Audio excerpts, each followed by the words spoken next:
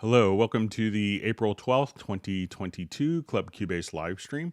I'm just going to do a quick audio test and then we'll go ahead and get started in just a minute.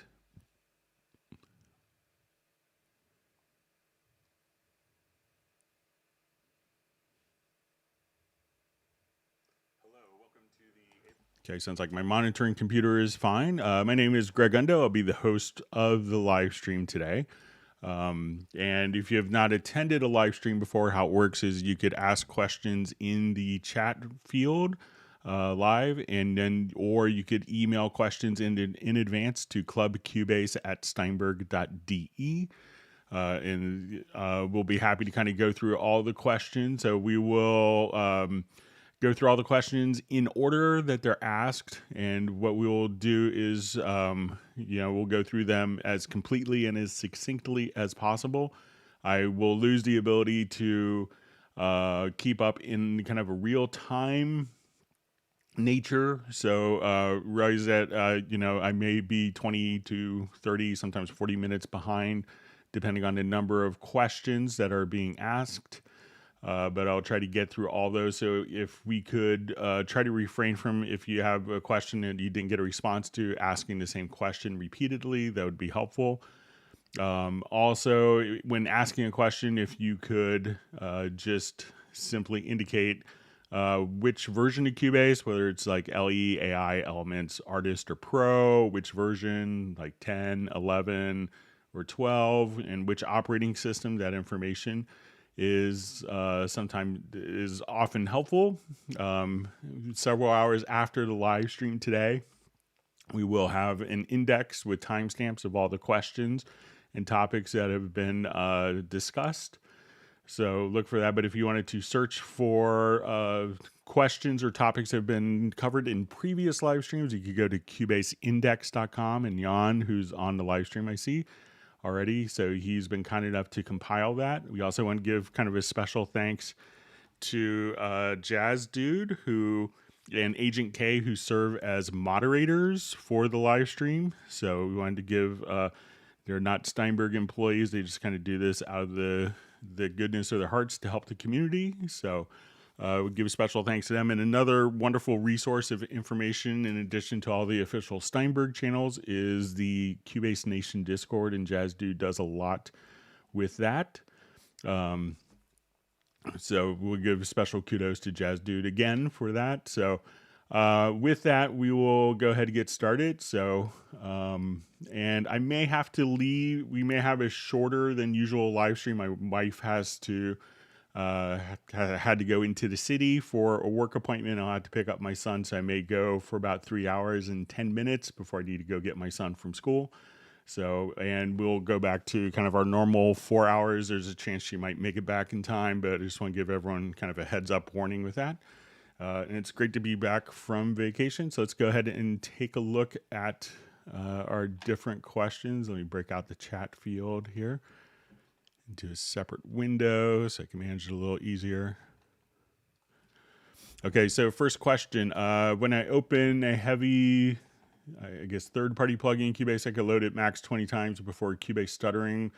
When I open Reaper, I could open the same plugin 80 times and still have headroom. Why is that, Greg? So there could be a number of different variables. So one is to make sure that when you go to your studio setup that you're running kind of at the same buffer size. So if we go to your audio interface, and if one program is running a smaller buffer than another program, you could just try to raise the buffer and make sure that the buffer size matches. Also, when we click on your audio system, you could make sure that we have activate multiprocessing enabled and activate Azul Guard. Turn that on if you're running on the Windows platform. Make sure that you'll also see a setting here that says, activate Steinberg Power Scheme.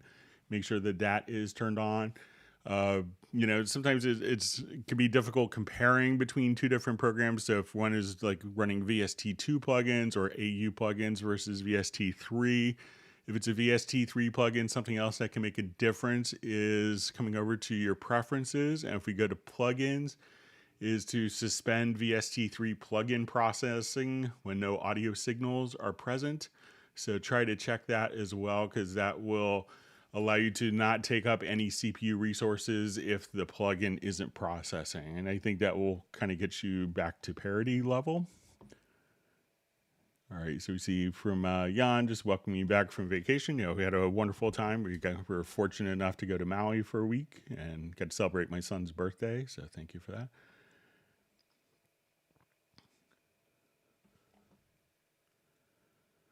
Okay, so we see a question from Dallas LaRue. I have my sample rate set at 1024. I guess it's a buffer for mixing, but sometimes certain tracks drop out during playback. Is it normal for the Azul Guard level to be a lot higher than the peak and real-time meters? So when I assume this is with Cubase 12. So when we come here, we can see that we'll have your audio performance meter. So when you see our Azul Guard plugin, so this is, you know, and what this is kind of showing and how it's different than previous you know, performance meters is, you know, we see the real-time performance, and these could be tracks that are actively monitored or record enabled. So as soon as we come over here, we could see that's what the real-time is. The Azul Guard is, we could think of, you know, this has kind of been broken separately. So you can see the performance of the real-time versus what is being run through Azul Guard. And if you're not familiar with what Azul Guard is basically for tracks that are just playing back, it'll play back at a higher buffer rate. So you may see this meter kind of be different than before, but you know, the most important one is probably just going to be your peak meter. All right. So we see John Costigan on from Kenosha, Wisconsin, as well as Rick from Oregon. All right, and we see Sir Robert from Atlanta and Stefan from Sweden. And Sir Robert is already indicated that he is smashed the like button, so we appreciate that, Robert. We see Sable Winters from Bay Area.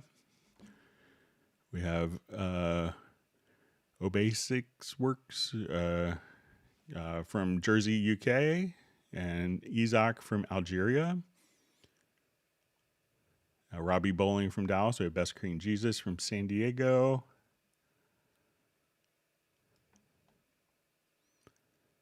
See Brian Sawyer Jr. He's just hoping I had a great vacation, so we did. Thanks for asking. We have Capital Razor checking in from Canada. We have Shane Hay checking in from UK. We have Razel from, I believe it's Denmark. Soren in Sweden.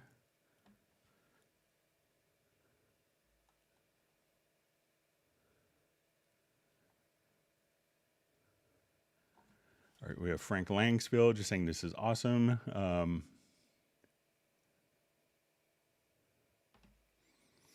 Okay, so we have a question. It says, I'm having trouble saving presets in Beat Designer. Is there something I'm doing wrong? So let's go ahead and just take a quick look. So let's say if I come here, and if you're not familiar with Beat Designer, it's a MIDI plugin. So we could just come over here and just open up Beat Designer. So let's say if I was just kind of playing along.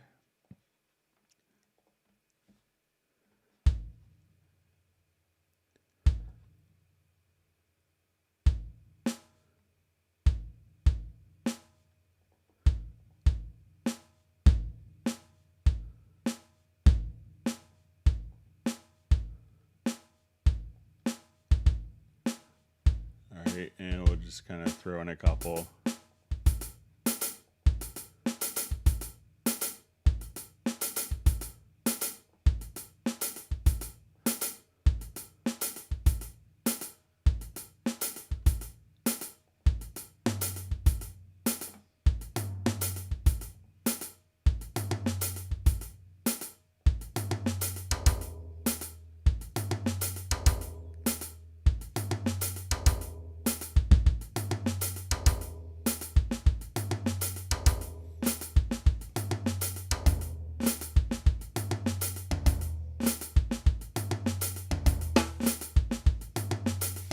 right, so say I just did a horrible drum beat like that, and now I wanted to save that. So I'll just call this save preset. We'll give it a name. We'll call it April 12th.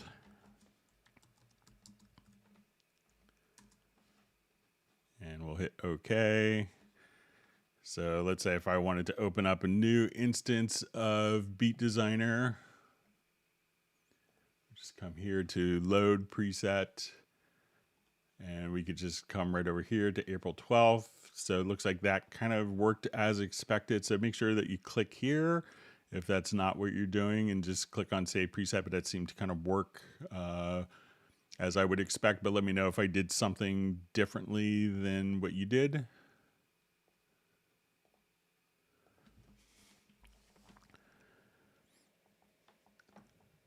All right, we see Michael Pierce.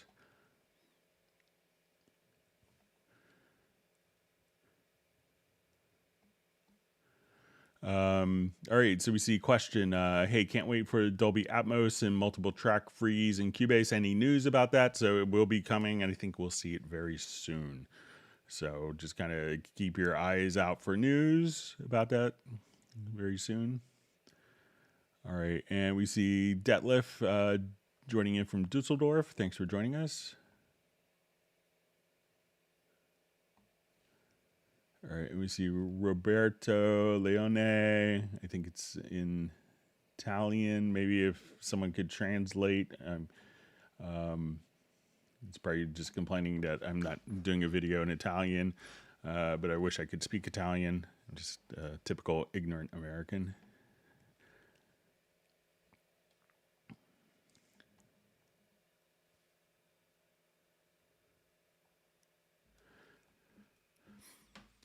All right, so I just see question from Shane. It says, Greg, within Cubase Pro 12, is there a way for Cubase to display live chords played as they're played with MIDI data, example A minor 7, B flat, etc.? It'd be so helpful to see some of the chords I play live myself. So I think I looked at this before, and it didn't seem like I got it working as I remembered the feature working. But sometimes, there is a function in the editor. So let's say if I was just kind of playing along here,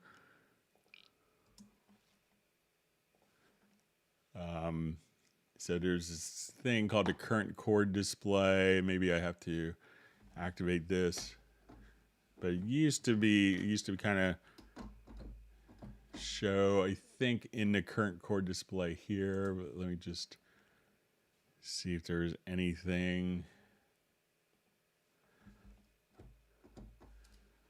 But one of the things that you could do, obviously, is if you go to the chord pads, you could, just come here. And if you wanted to just take like live MIDI input, I think if you assign the pad from the live MIDI input,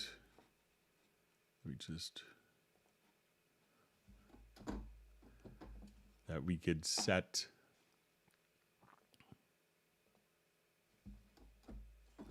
Let's see if my controller is. But you should be able to kind of set that. Let me just see if I have the track record enabled. If we go into the key editor,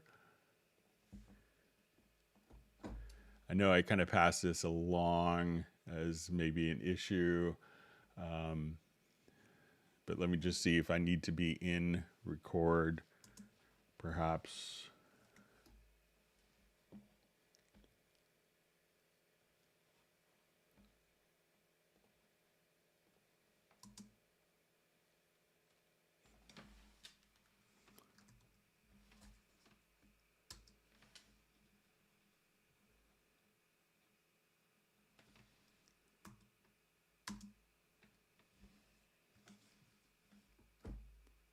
So as soon as you actually put it into record, you'll see this current chord display. So as we come right over here, we want to make sure that we have the status line turned on. But as it's in record, we can now just come over here, and as I play chords, we can see the current chord display indicated directly at the top here. So now as soon as I play a chord, we could just see that chord, indicate it.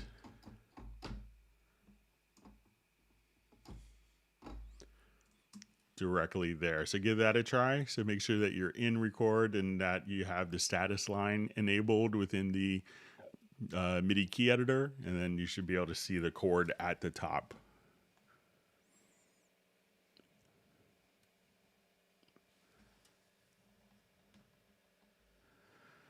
All right, so we have a question. What is the easiest way to do a volume automation? You know, so it's pretty straightforward. I think probably the easiest way is to come here and maybe just click on the fader in the inspector. And as we would play along, so let's say I wanted to do the bass.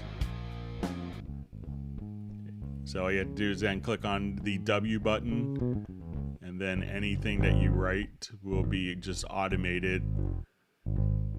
So you could go into the mixer and kind of write the different parameters as well, or just kind of click on the fader and be able to just write automation directly like that. So let me know if that's fast enough for you.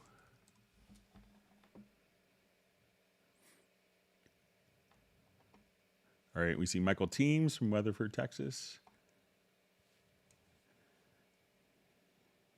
And he's just asking if we had a great vacation. So yeah, we were at Maui, so it's hard to not be relaxed in Maui. So it's a beautiful place. If you don't go, I highly recommend it if you haven't been.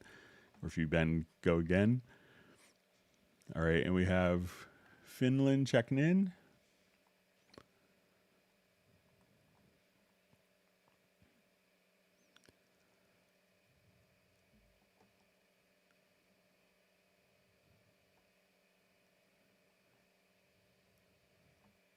All right, we have Tiago from Brazil. All right, we have Matt Smith, and thanks for joining us from Chicago.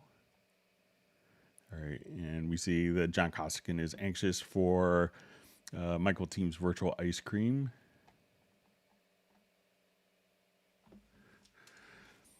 Okay, so we have a question from Matt Smith. What's the fastest way to make sure that changing the tempo of my project won't affect any previously recorded events? So probably the fastest way is to take all of the events that you don't want to be affected and just put them not into musical mode. So if they're not in musical mode, they won't react to different tempo changes. So if you wanted to select all the events, you could select them globally directly from the project window, or we could go into our pool window here. So let's go to our pool window, and now we could, you'll just see musical mode here. You could select multiple files and uncheck. And that way, if you have tempo changes afterwards, none of the tempo changes will affect the recorded material of audio.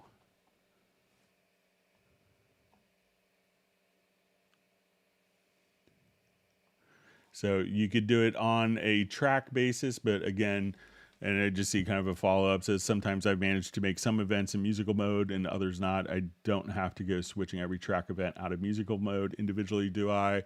So it is, we could think of it as, you know, the tracks can be in musical or linear mode, and for audio, each event could be in linear or musical mode. But again, you could just come over here, go to the pool, select all of your audio files, and you could just turn them all on or off with one mouse click. So you could select the top one, hold down Shift, select the bottom audio file, and then click on the musical mode in the pool. So 3 mouse clicks, you can turn it all off and on for every file in your project.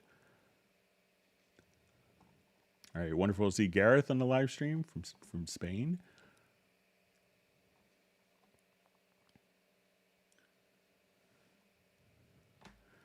Okay, so just see question, Greg. I'm in a bit of a confused situation. I would like you to tell me how to install Cubase Pro 12 from the beginning, and especially the VST sound. So if we come to your Steinberg download assistant, all you need to do is say, okay, if you have, once you enter your download access code, you can come over here to your Cubase Pro 12. And at this point, really all you would need to do is just choose install all, and that will install all of the different sound sets. And if you wanted to come over here, we could put this into a particular target folder if you wanted to have all the downloads, or if you wanted to reset the default. And if you open up one of the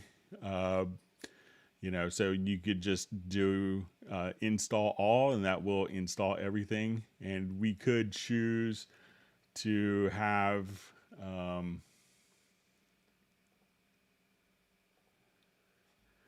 a different folder. So once you go into your Steinberg, there's another utility called the Steinberg Library Manager. And here you could actually set kind of your default locations, so the library default locations. So at this point, you could have everything installed to like an external drive if you wanted to. But really just click on your Cubase Pro 12, click on install all, and then you should be all good to go.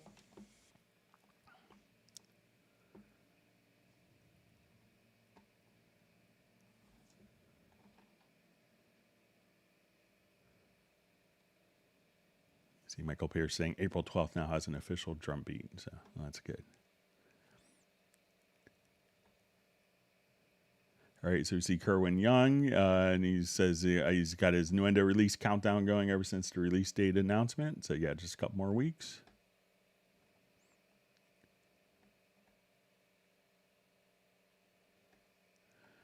So we see Shane Hay just says, just a question. I was watching something about Hans Zimmer the other night. Is it true you give him lessons on Cubase? Let me see if there's. So I have, Hans. He knows a lot about Cubase, but occasionally we'll get together. Like we haven't done it since COVID, but I kind of reached out to him, let him know I was going to be in Los Angeles area in July, but occasionally we'll get together for like a day or two every other year, periodically, and just kind of, and it's not that he doesn't know Cubase, it's just that he wants to see how other people run it, because he runs Cubase how he runs it, and he may miss like one update feature that could save him a lot of time, so like one thing that I showed him, I think when we got together last, was on the if we had a MIDI editor with a bunch of notes like this, let's say we had a chord and we wanted to edit just the velocity of this particular note, like the one thing he had missed was if you hold down Alt or Control plus Shift, that you could adjust the velocity of one particular note, like in a chord, so it's like little stuff like that he wants to watch other people and how they work Cubase to see, because he may have the same workflows for years. So I have taught him stuff, and occasionally, his staff is incredibly smart and capable, but I may get how do we do this in a logical editor, or how do we do this in an input transformer? So, but I can't take any credit for, Hans' abilities on Cubase, but it's always fun to spend time working on Cubase with him. Yeah, he's a fascinating person. So, and I was glad to see his efforts get rewarded with his Oscar win recently. Okay, so question from Tiago. Can I add to queue different mix snapshots at once? I need to prepare different mixes for my choir studies. One mix with soprano, soprano louder, other for alto louder, etc.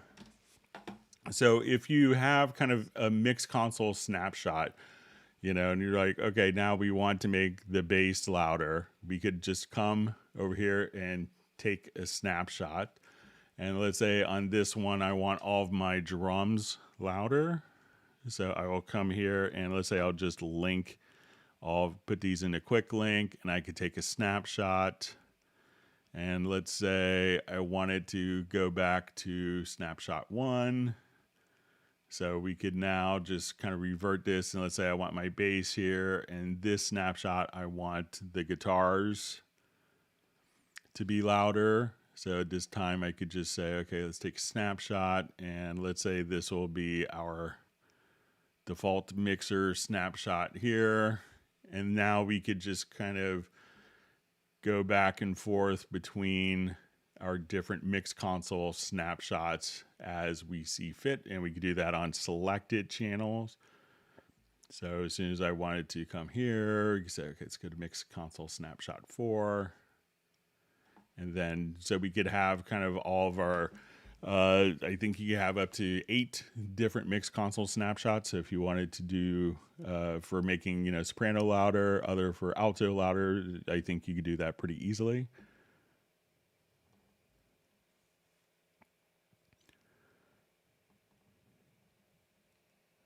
All right, so we have Benny from Sweden.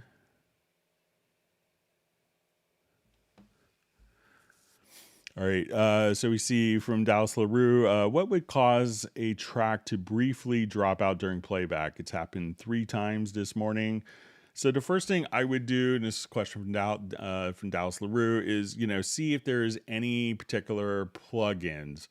I've seen a lot of times where plugins maybe it's a trial version of a plugin where it goes silent for 30 seconds or something like that. Or there's too much CPU usage going on with that particular track. So if you have like one plugin, and let's say we have, 8 or 16 inserts going on, realize also that, if we have one audio track with 16 inserts, often that could be taking one CPU core. So, maybe if you duplicate the track and, if you have 16 inserts that are needed for a particular track, try running 8 inserts, duplicate the track and run another 8 inserts, or split the different effects processing on it as well. But check to see, maybe if there's a lot of processing and maybe one plugin that's taking a lot of CPU cycles, that could be causing dropouts. And then if it's all going on to one track, depending on how, different plugins can scale differently, that's outside of the realm of what Cubase does as well. But, check to see if you bypass plugins, if that could make a difference, and you could choose to render in place or freeze the particular track.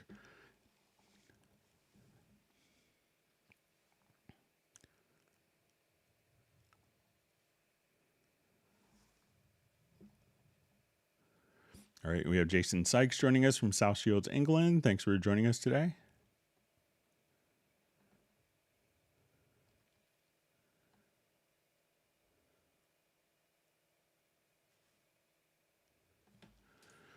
All right, so we see Greg Nicesale and Steinberg now for the Absolute 5. I think I told you on the last live stream that would be coming pretty soon. I had a case with Steinberg support. They wanted me to switch off GeForce game features to fix a freeze. I wait for patch when. So I think we'll see a maintenance release pretty soon.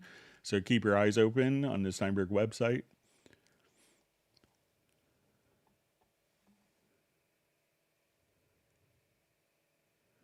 All right, we have Hans Eric checking in from Norway. Thanks for joining us. All right, now you see Michael Pierce just got some ice cream, and before I forget, he had emailed a question in about, and I think his question was like how to move the end, of an event to the cursor. I guess he had a lot of kind of like reversed samples, or it's like, and he needed like the end or the impact of the particular sample to go to the cursor. So the question was, how to line up the end of an audio event to the cursor. And in version 12, which I think Michael Pierce has, there's a new move function. So you could say move event ends to cursor. So wherever the cursor is set to, so if I move my cursor here, I have these events selected. Go to your edit, and then you could just say move event ends to cursor. And then prior to version 12, it'd only be the beginning of the events to the cursor, but now in version 12, we do the start or the end of the events to the cursor. So give that a try, and you could assign that to a keyboard shortcut as well. So if you're doing it 14 zillion times in a project.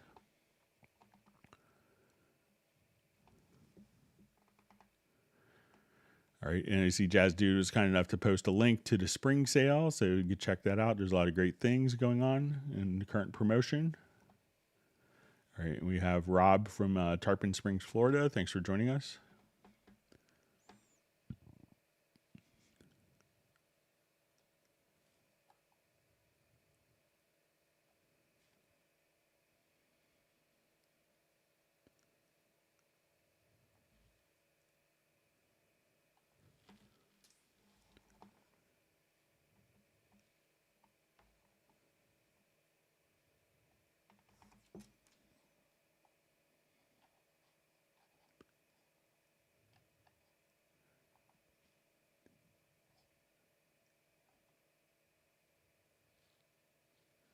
All right, so my chat field jumped on me, so let me just find my place.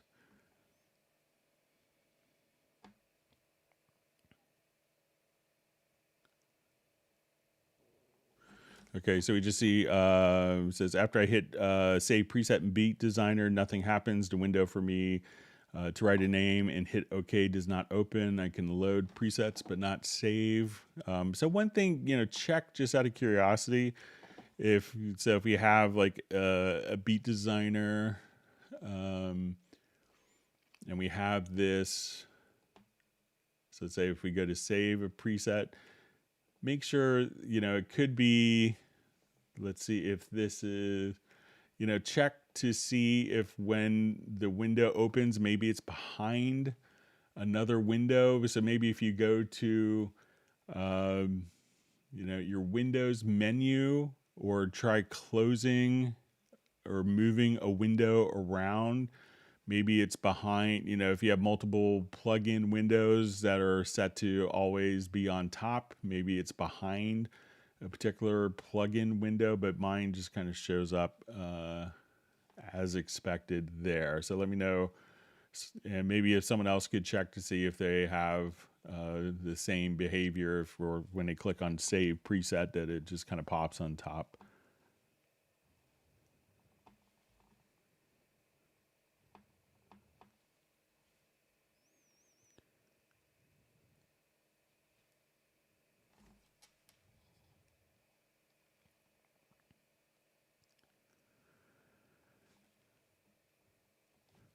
So we just see Jazz Dude just asking, I assume like Cubase, there will be no trial of Nuendo 12 in the first 1 to 2 months. I don't think so. So generally it's, they give it 1 to 2 months before a trial version is released. See, Gareth is just saying, sorry you had to come back, Greg. Hope it was heaven. So yeah, Maui is, there's many worse places to be. So it's incredibly relaxing. So if you get a chance to go, I highly recommend it. Yeah, Michael Teams is a fan of Canopoly as well. It's the area we were at.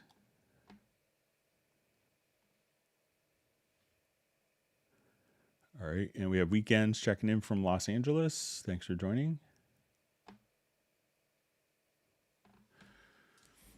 So we have a question. Is it possible to show automation directly on the track without opening lanes? So the automation is going to be in lanes, and that allows us to see multiple events. Now, one thing that may be easier is 2 settings kind of in the automation preferences that sometimes can make this a little more easy. One is if we go to settings, we could say reveal parameters on right, and then we could also click on show data on tracks. So now if I'm automating something, let's say on this bass part, as we do this, whatever I automate, the automation lane will automatically just show up. So now if I can see my panning, and let's say,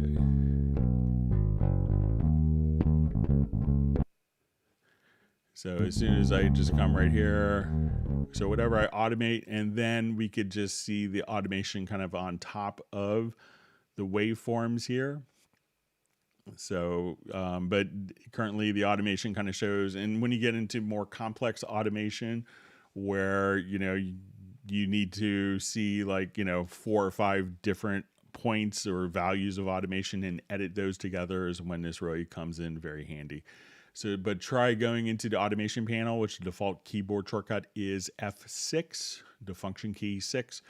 And then enable show data on tracks and reveal parameter on right. And then anything that you automate will automatically kind of pop up directly there.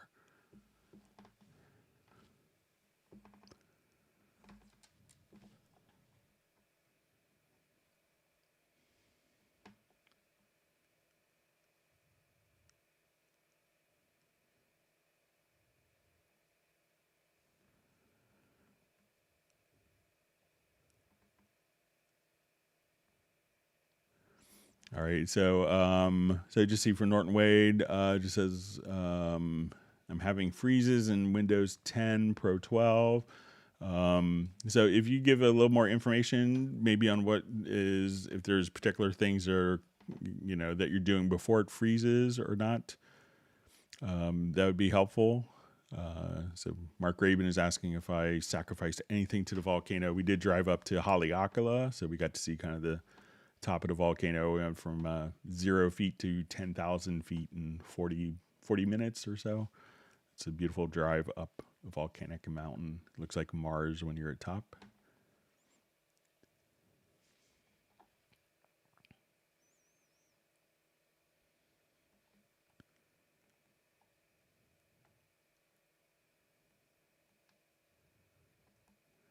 All right, and we have Barry Williams checking in from Trinidad and Tobago.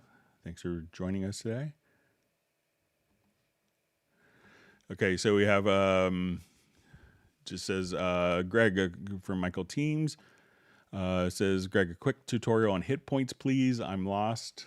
All right, so let's go ahead and take a quick look. So if we wanted to kind of work easily with hit points, let's come over. Let's say we'll go to, we'll do something. A lot of times you do it pretty easily on drum. So if I wanted to just double click, we could launch our sample editor. And within here, we're going to have a hit points tab. So at this point, as audio is recorded into Cubase, it's going to automatically generate hit points for us. But we could kind of edit these hit points. So if we wanted to adjust the threshold, so let's say in this part, like when we listen to our kick drum here, like I may want to not have, I could adjust the threshold of my hit points so that as we do this, it's not going to include like the snares that are bleeding through. And on more rhythmic stuff, or something, maybe it's not as obvious transients, like, if you're doing other stuff, we could combine kind of this threshold and then with the intensity. So we could actually kind of get a sense of our hit points. Now that we've determined these hit points, we could do different things with them. One is we could create slices. So and now at this point, we can now create like 1,000 little slices based on those hit points. If we didn't want to do that, another thing that we could do is once we kind of have our hit points and our intensity set where it makes sense, and if you wanted to get rid of a hit point, you could just hold down the Alt or Option to, enter in a hit point. So you say, okay, there should be one there. Or if you wanted to just come right over here, we could say, okay, I wanted to take these hit points and create a groove of the hit points, and this will now show up in like the quantized presets. We could also turn these directly into, as soon as we're in our sample editor again, We could turn these into MIDI notes, which is helpful for if you wanted to take like a bass, like a kick drum pattern. I could say, let's turn these into MIDI notes where we could do drum triggers, where now we could just create, MIDI notes that we could trigger drum samples off of. Something else that's really helpful is once we have kind of our hit points dialed in, is we could create warp markers. And once we have warp markers, we could choose to go to free warp on our project window. And I could convert these. So if I needed to adjust, like let's say the bass player came in a little early or a little late here, we could just do warp editing directly on the project window. And we could do this across multiple tracks at the same time. So if there's little timing anomalies, we could translate those hit points directly into warp markers as well. So there's a couple things you could do with hit points. Let me know if it makes sense. And I'll just go ahead and revert this project quickly.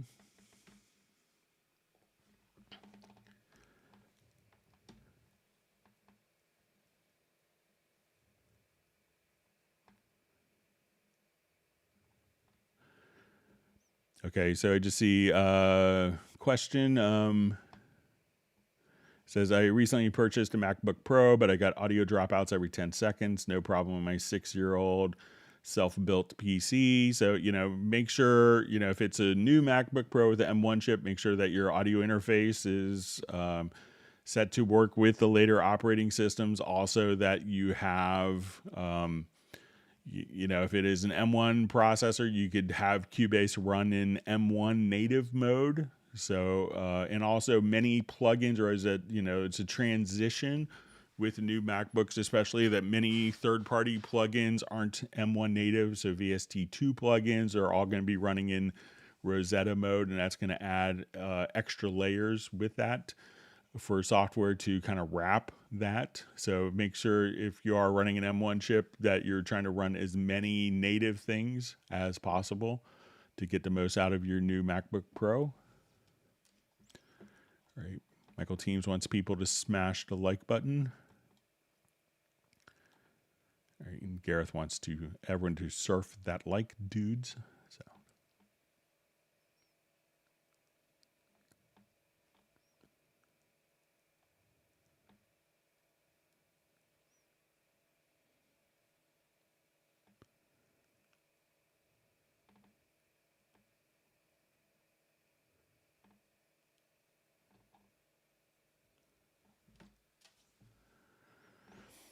All right, so we just see from Peter, just says, a question. I have now updated from version 11 to version 12. Is there a list for the many new additional products included from which one can see that has really changed between version 11 and version 12? Yeah, I mean, there's a whole, we did, I think on March 4th of this year, if you want to go back, we did, I think it's almost 2 hours, like an hour and 54 minutes of showcasing all of the particular new features in 12, and some changes, from 11. So if you go to the Steinberg website, there's a number of, website pages are dedicated to it. But if you wanted to kind of get a pretty extensive list, I think it's called on March 4th, and maybe Jazz Dude could provide a link. But the March 4th Cubase 12 walkthrough, but some of the new plugins will be the FX modulator, Razor.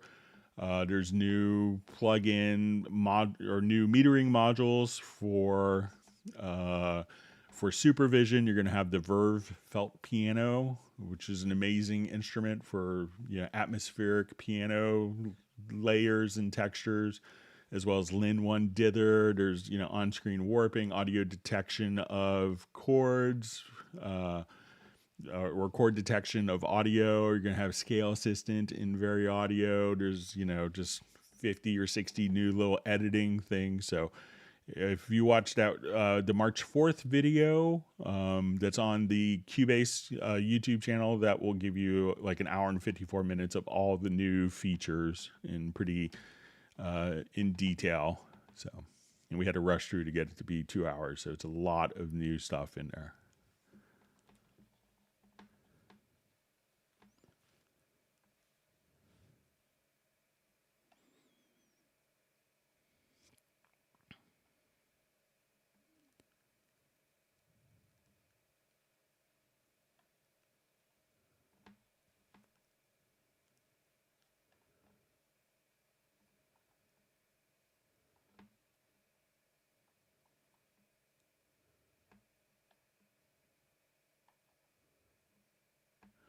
Okay, so we see from Norton Wade, it says Windows 10 Pro 12 freezes after some time. Some workflow and plugins have been stable for over a year. I had the backup but lose my recent updates. I send a dumps question. So you could always send a crash dumps, and that may be able to isolate. That may be able to isolate the particular plugins.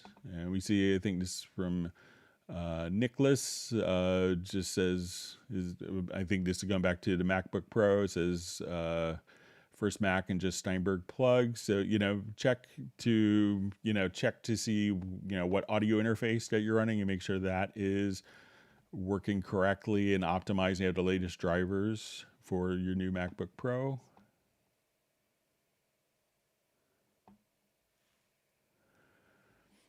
All right, so we see it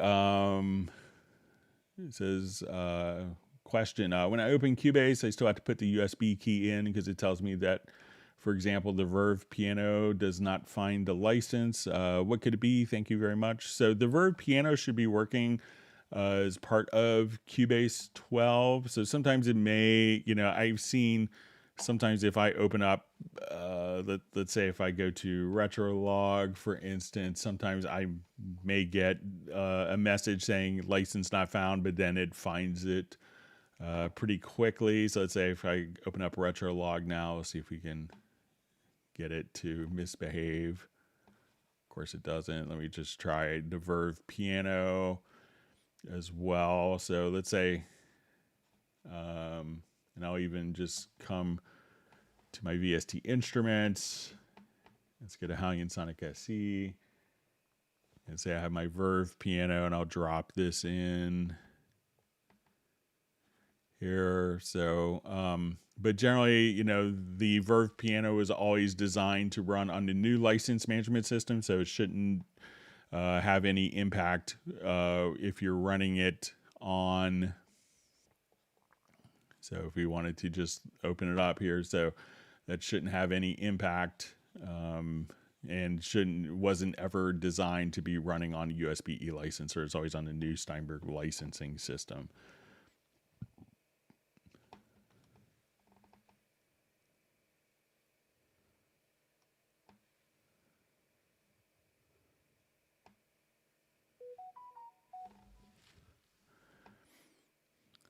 All right, just going through.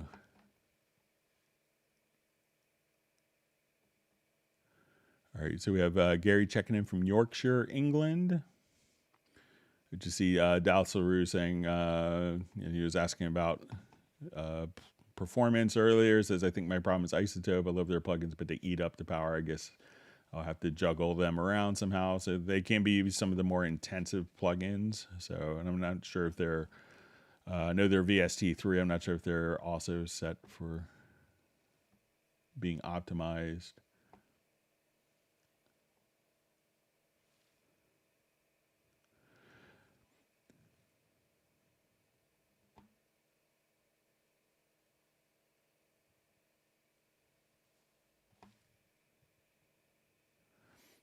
All right, so we just see from MLR Music, is there a way to send sysx strings without the sysx editor adding the F0 and F7 values? My keyboard or chord chrono sometimes does not respond to those strings that have those values. I think often most sysx, and I haven't worked extensively with sysx in a long time. Let me just add a MIDI track.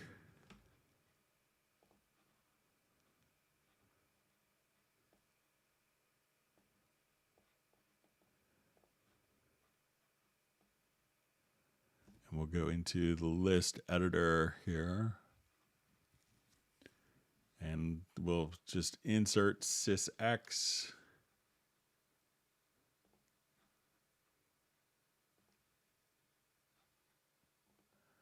So I think that, F0, F7 is, so if we just wanted to come here, I mean, this is where we could, so I think often that is going to be like the starting and ending bytes of the sysx message. But if you could let me know if you're just doing like a data dump from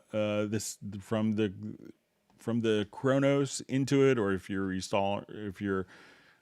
just sending like sysx dumps of patches.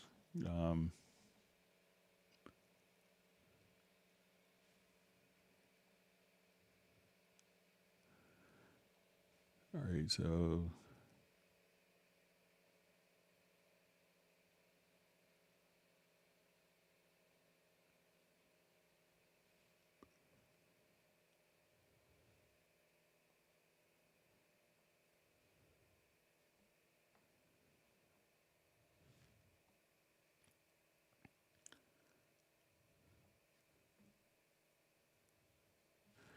okay, so just see a question, John from Wembley, London here.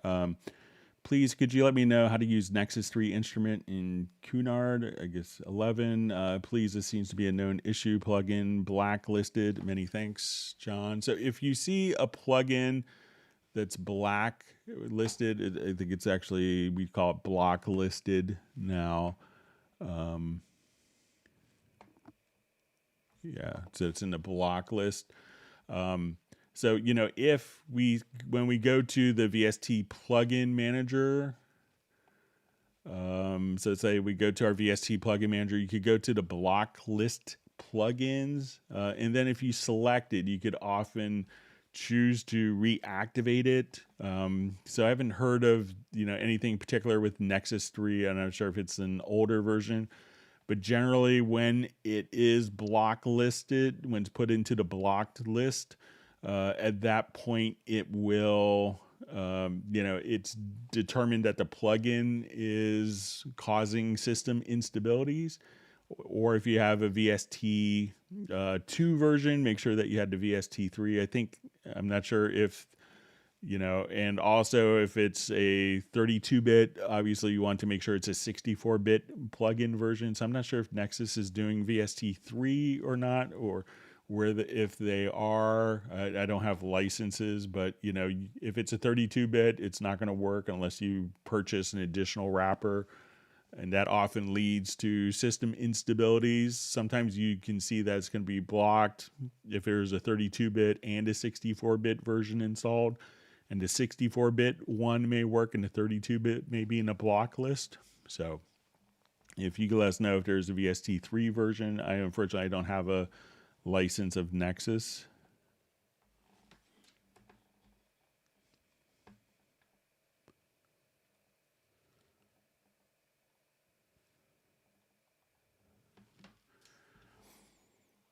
All right, so we have a question from Michael Teams.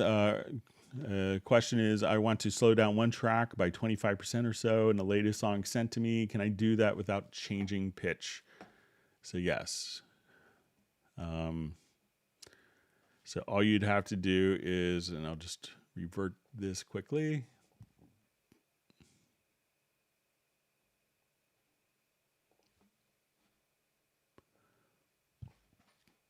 So you want to first make sure that like all of the audio events that you want to change the speed of are in musical mode. So right now our tempo is set to 100 beats a minute. So now that they're in musical mode, they kind of follow the tempos. So we say, okay, let's slow down 25%. And I can see like this one probably isn't in musical mode. Let me just switch that.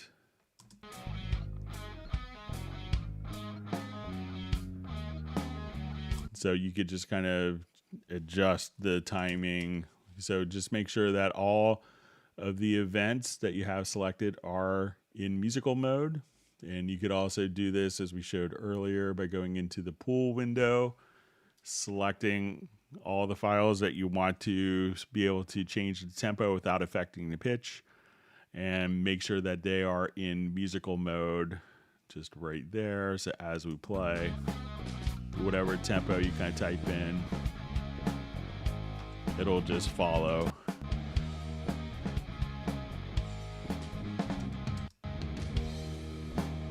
So you could do stuff like that. So place it into musical mode and just just type in the tempo change, and then it should automatically do that for you.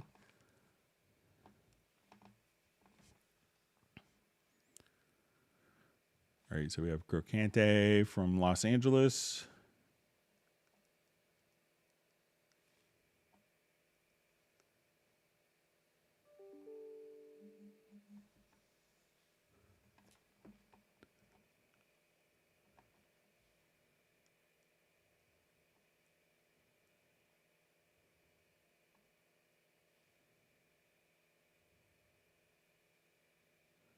Okay, read through comments.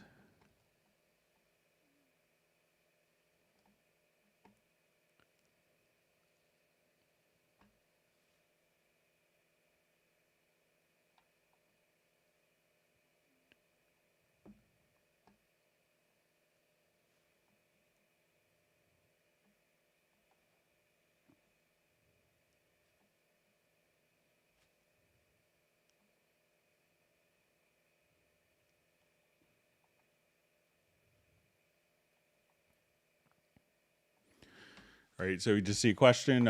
Greg, how to use VST Connect in Cubase Pro 12? I don't have my secondary laptop set up, but if you go to your VST Cloud, you could go to like VST Connect SE, and then you want to create your VST Connect. So the person that you're recording would download the VST Connect Performer software, and what you would do is now, well, so at this point, and then you could kind of log in, and basically you could give them, just,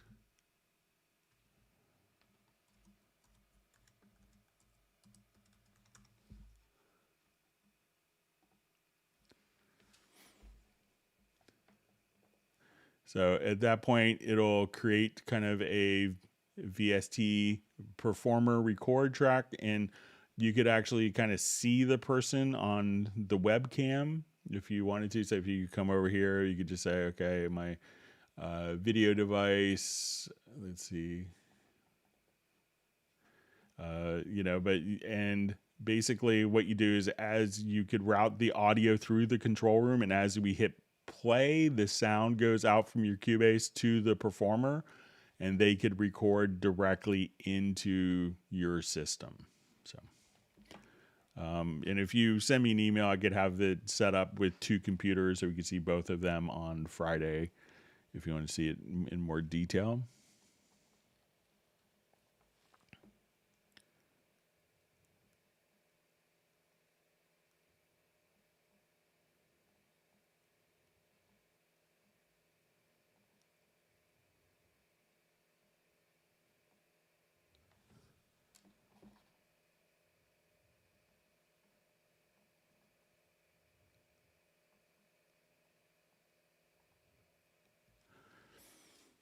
So we see a question. Is it possible to turn off the option for changing volume and pan in the mixer using the scroll wheel? So currently, there isn't a way to filter out. I've kind of asked for it myself from users, but if I just use my scroll wheel, it can be adjusted. But if we do make accidental changes, there is kind of a mixer undo history here. So if you accidentally do, let's say you just hovered, or oh, I meant to be here, but I accidentally adjusted the volume. You do have mix console undos directly here and mix console redos separately. But since it is like a viable way of changing data in multiple parts of an operating system or the computer, it's currently not filtered out. But I've kind of asked for the possibility of having a preference to filter that out, and I'll reiterate the request again from now that we had another user request for it.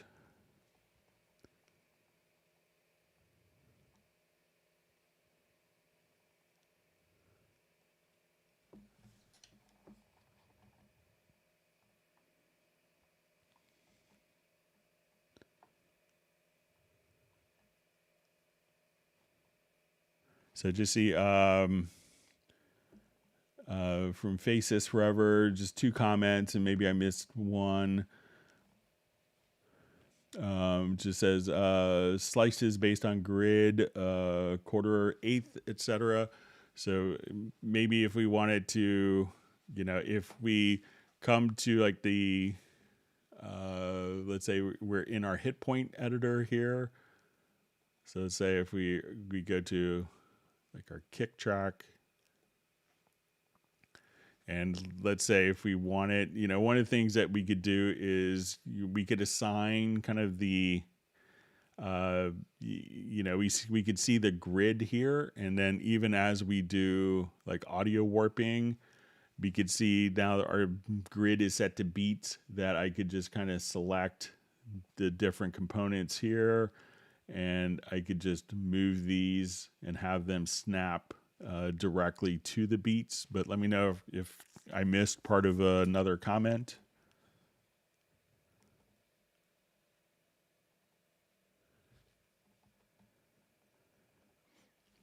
So great to see Sven Isaacson on. Just saying with Dolby Atmos support, hopefully not too far around the corner, I predict a flurry of sample rate converting being required to 48K. So yeah, I got that call from Chuck Ainlay, who's working on a project with Lyle Lovett, his new like big band record that's being mixed in Atmos, and it's like, oh, how do we get the 96K in Atmos? It's like, okay, we're going to start at 48K and then go from there. So Sven's just saying, what would you say is the best way with minimum artifacts to sample rate to convert an entire project? All right, so let's say this project here, we're at 44.1. So I'll just kind of start from the beginning. I just did a tutorial video on this for this particular purpose. So let's say we have everything, our projects at 44.1. And I want it to play at 48K. And what's the fastest way to sample rate convert this?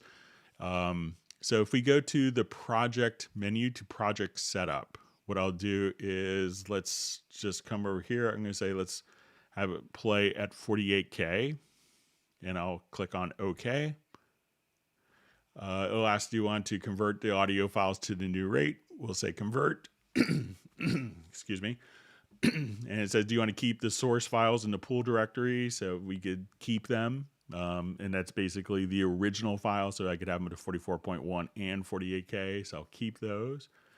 It says, do you want to convert the sample rates of clips in musical mode? So we'll go ahead and convert. And it says, do you want to keep the source files in the pool directory? So we'll keep those. So we're doing our sample rate converting now.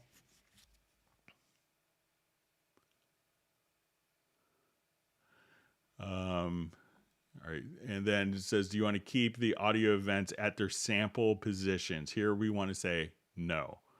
And now as we do this, everything will be the same pitch, but just be in 48K. So if we go to look at our pool window, we could just see that we will have 44.1 and 48K files all in the pool.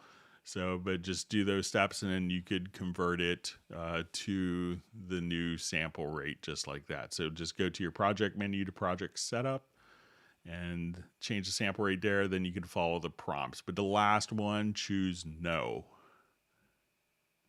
All right, we'll jump back.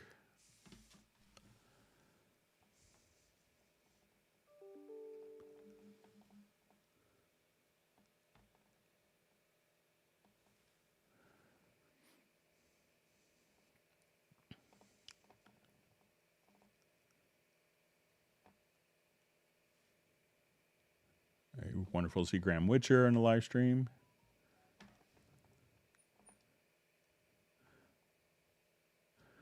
Okay, so we see a question. Are the files on Cubase's mobile app compatible with Cubase 12 Pro? So yeah, all the content in from Cubasis will automatically, all the content that's in a part of Cubasis is a subset of the Cubase content, but you could now just come over here and there's an actual Cubase's project importer utility. So you could just download that and you could import your Cubase's project and it'll load up directly into Cubase 12.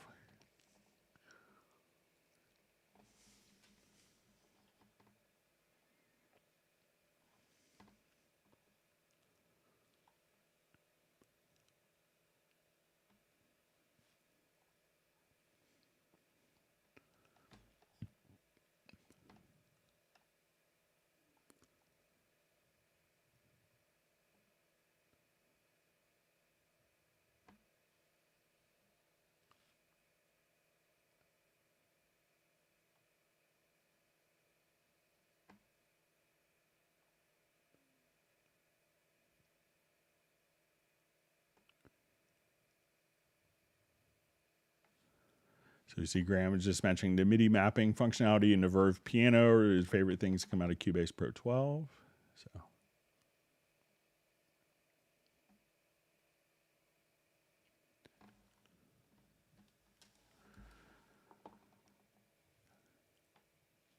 So you just see, will there ever be a way to invert the direction of horizontal scrolling?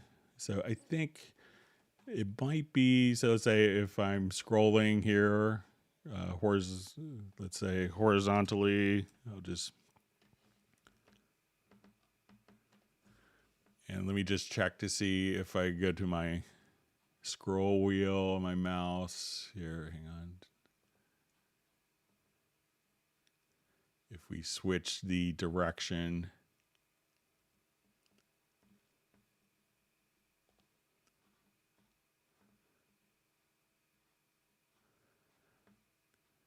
okay, so let's say now when I scroll down, it moves over to the right, but let's,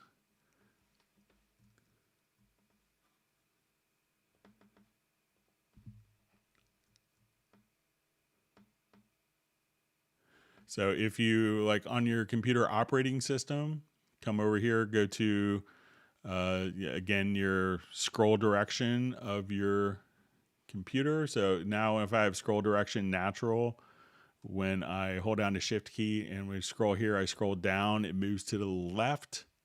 And if I switch that preference there, we can now, as I scroll to downward, it scrolls later in time to the right. So you could just change the scrolling preference at the operating system level.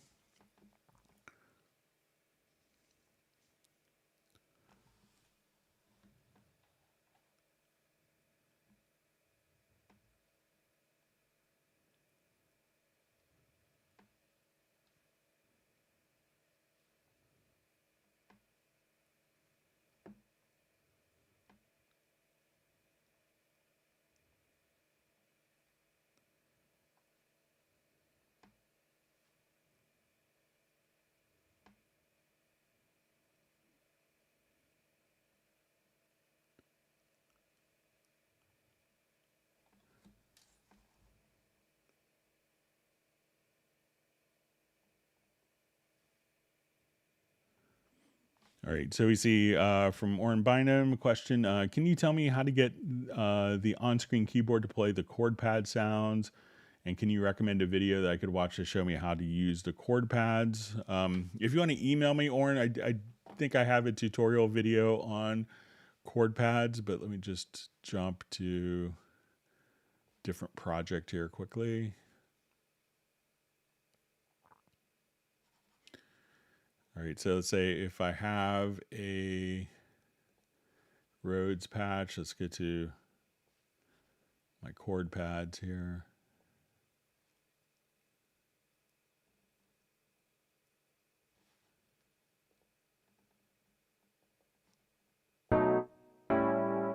Okay, so let's say if we want to do this, so I'm going to open up the on-screen keyboard, and it's just going to be Alt or Option plus the letter K as in keyboard.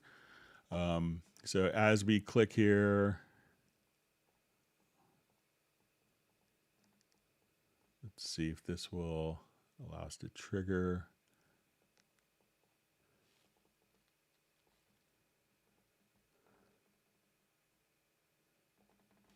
right, so say. All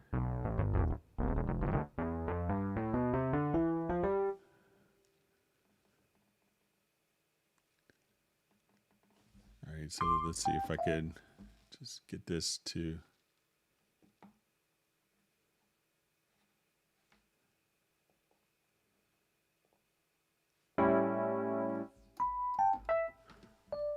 Just transpose my keyboard.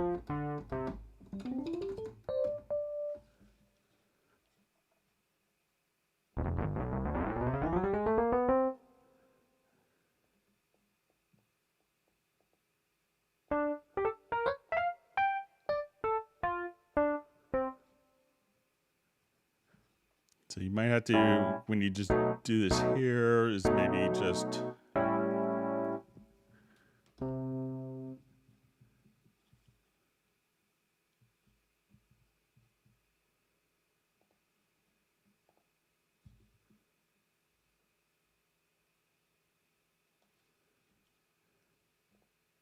okay. So now if we just kind of have this, it looks like, you know, once we have this set to chord pads that you, at this particular track, let me just see if we,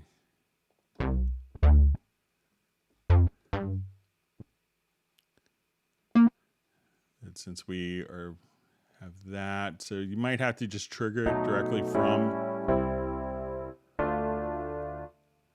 and let me just check one other thing here. We'll just check to see. I'll come over and just see what, go to my MIDI monitor and we'll see.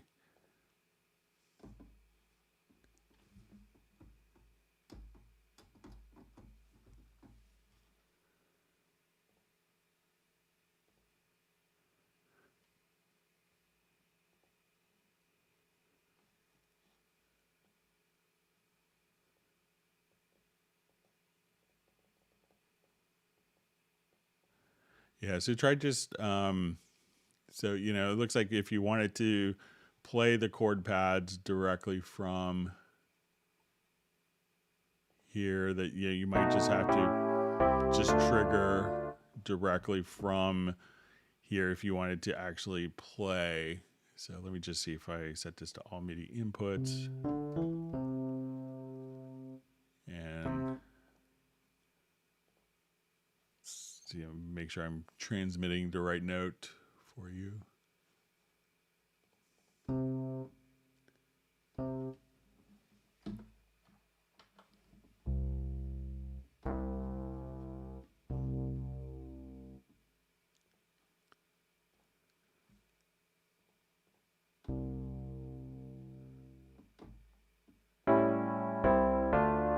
So you might have to just trigger it from the on-screen pads there, Oren. But if you want to send me an email, I could dig up the, I think I have a tutorial on chord pads.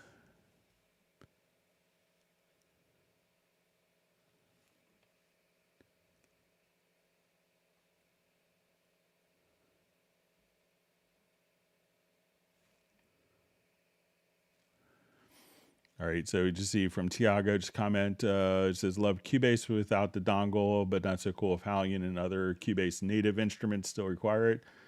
Use my projects on my PC and laptop and wish not need to carry along. So, you know, as Steinberg indicated, you know, we'll see, you know, first Dorico, then all the instruments that come with Cubase. So the Cubase native, the Cubase's native plugins work on a new licensing system, but, you know, Halion and some of the other third part, some of the add-on sales are going to be sold separately. The ones that are sold separately still haven't migrated to the licensing system. It will. It's a big process to do that transition. So that's why Steinberg's been kind of very clear that it's going to be rolled out over time with new versions. So.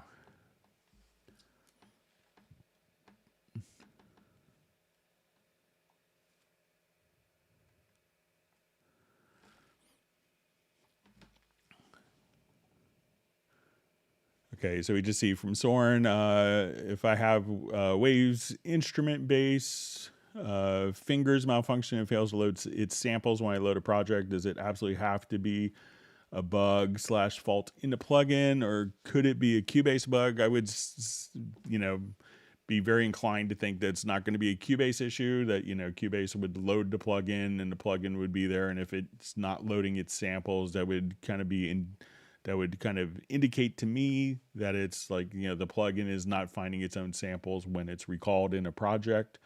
So I think you'd probably be best served kind of looking in that direction.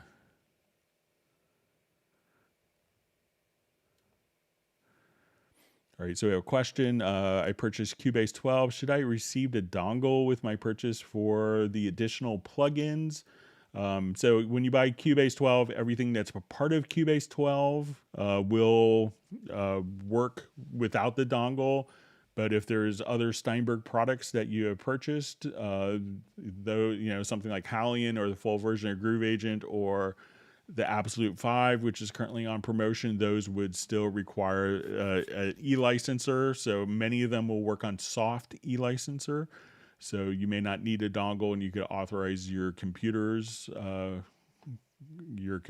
hard drive to hold the soft e-license. So that's why you don't get a dongle with Cubase, because nothing in Cubase requires you to use the USB e-licenser.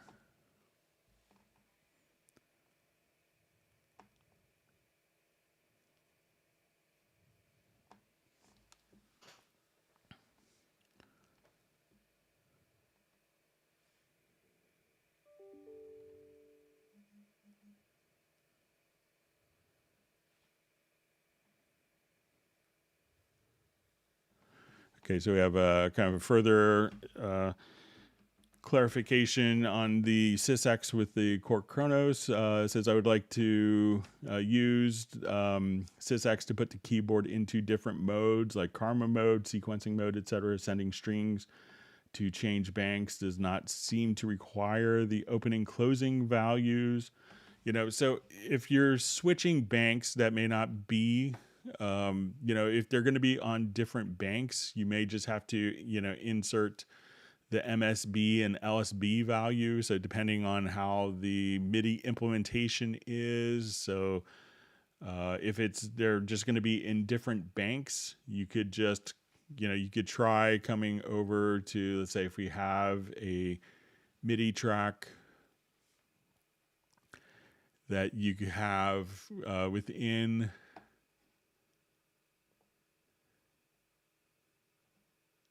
let's say if I come over to,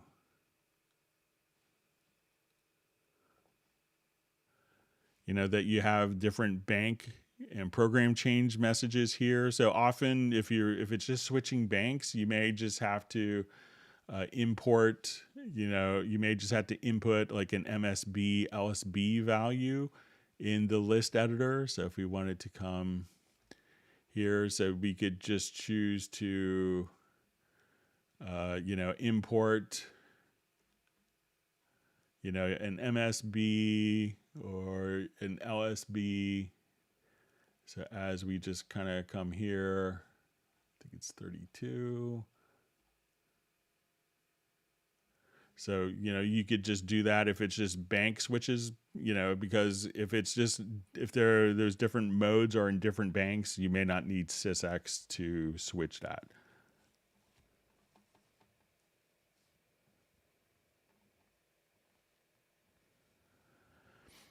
All right, so we see question. Hey, Greg, is there a Cubase desktop keyboard shortcut skin that is available? So I don't think that there's an official one, but I think I've seen Jazz Dude post links for a lot of different keyboard shortcuts, so maybe you could take something like that.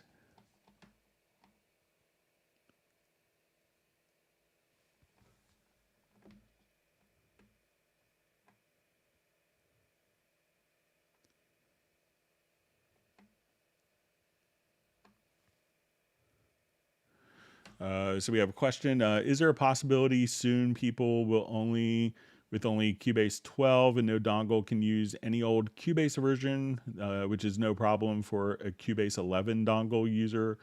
So I are buying Cubase 12 to run earlier versions.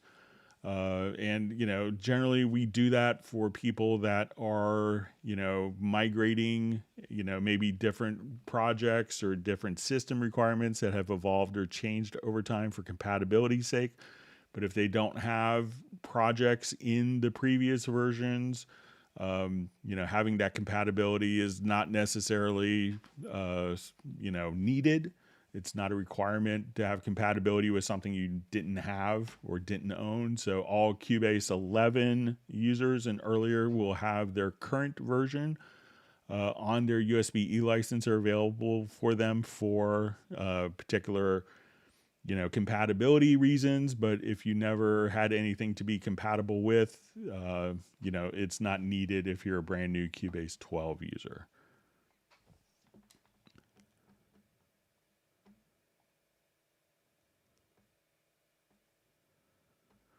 And I also see just a comment from Jazz Dude, or give us a solution to run any old Cubase with a new license system. This might also fix issues with Hallian 6 and so on. So I think as Steinberg has, communicated pretty clearly that, the programs will be migrating to the new system. And it is, it's a pretty, it's, tens of thousands of lines of code, I think, probably to make something like that happen. And it's a lot of time that's taken away from coming up with new versions and new features that people want. So.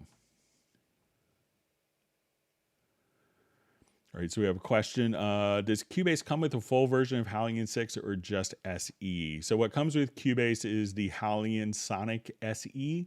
So the full version of Hallian is sold separately, and that's going to allow you to create different instruments. But if you wanted to play back, Hallian-based instruments, Hallian Sonic SE would allow you to do that and still play pretty much all of the same sounds as a playback engine. So, but the full Hallian 6 does not come with Cubase. You just get the Hallian Sonic SE3.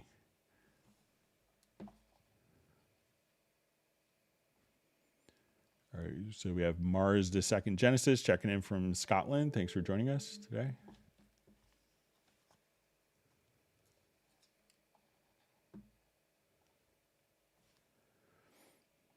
Okay, so we just see Mark Rabin I'll get my second laptop set up for VST Connect for Friday's live stream.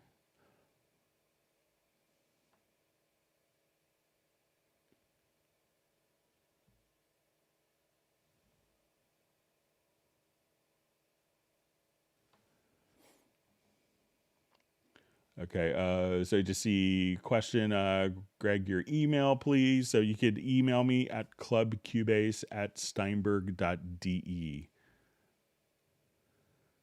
So clubcubase@steinberg.de. All right, so we have a question from Best Korean Jesus. Is it possible to bind Mix Console 1 through 4 via MIDI remote? Additional questions, is there a way to bind a key to turn MIDI remote on and off? So I think, if you wanted to, switch between the different MIDI, different keys. So let's say if I wanted to switch between the different mix consoles, if that's the question, let me just come over here and let's get to my MIDI remote here. And let me just jump back to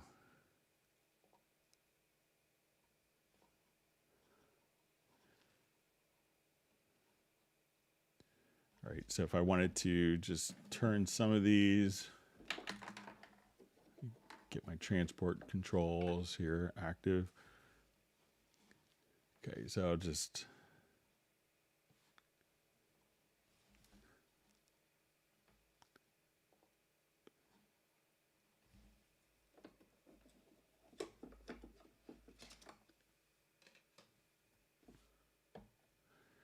all right, so if we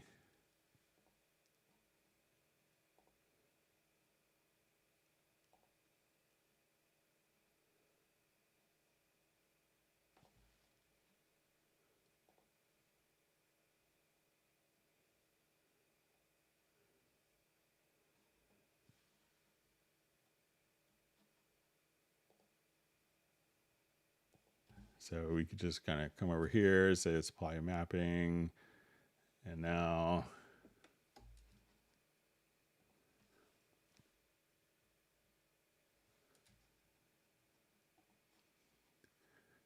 so if we want to open up the different mix consoles, we could do that from those particular keys.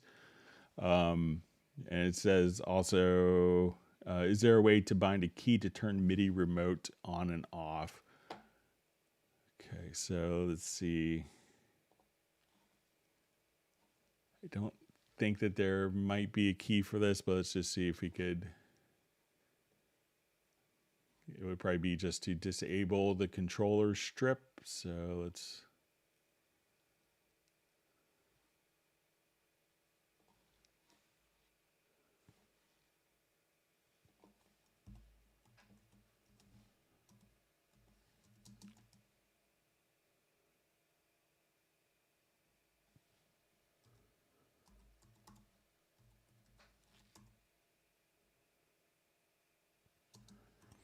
So I'm not sure if we could do that with a keyboard shortcut, because it could be something that you can't turn back on if the script is turned off. So I don't think that there's a keyboard shortcut just for that could be accessed.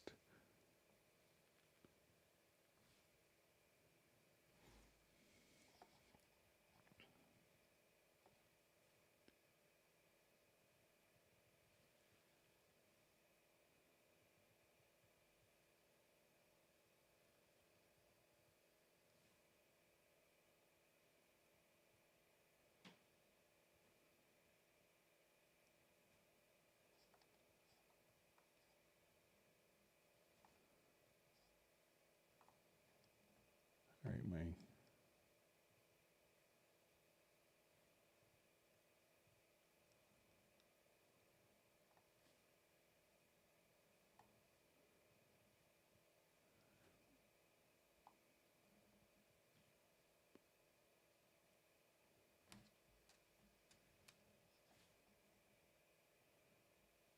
All right, so we see, hi, is there any feature differences between the Mac and Windows version of Cubase? They're pretty identical, so.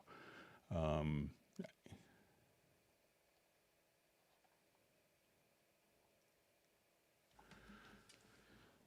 right, so we have a question. Greg, please, what advice would you give to master Cubase? So the one thing I would do is realize that Cubase can do almost anything that you could imagine, but you don't have to figure that all out. So I would, the one thing I would do is anytime that you go for a menu, try to use, and if there's an available keyboard shortcut, learn the keyboard shortcut and get that into, I often call it muscle memory, so that you know that when you do this particular keyboard shortcut, that this function happens. Try to learn, 3 new keyboard shortcuts a day. And if you memorize 3 keyboard shortcuts a day, in 2 months, that'll be like, almost, figure that's going to be roughly 180, maybe 200 keyboard shortcuts. And if you could learn 200 keyboard shortcuts and get that into your workflow, that will speed you up very quick.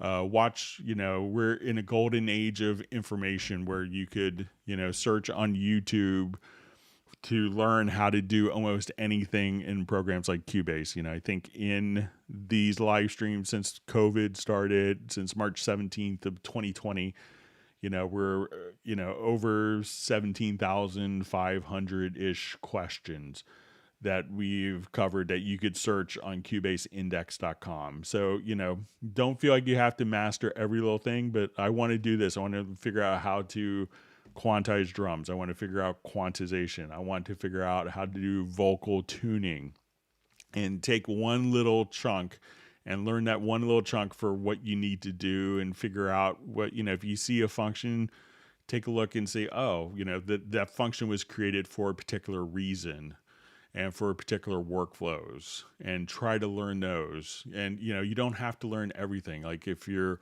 a guy who's very acclimated to making beats, getting deep into the notation editor may not do you much good. If you're doing a lot of orchestral work, working in a notation editor may be really important as opposed to working in, Beat Designer plugin. So, figure out what you need to learn and just kind of learn that and realize that, don't stress that Cubase won't have the feature. It probably does.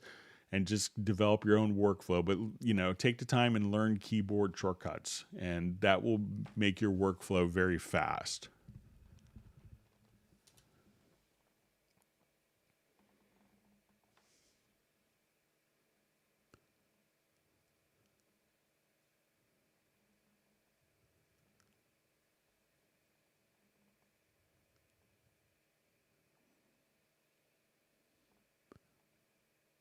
All right, reading through some comments.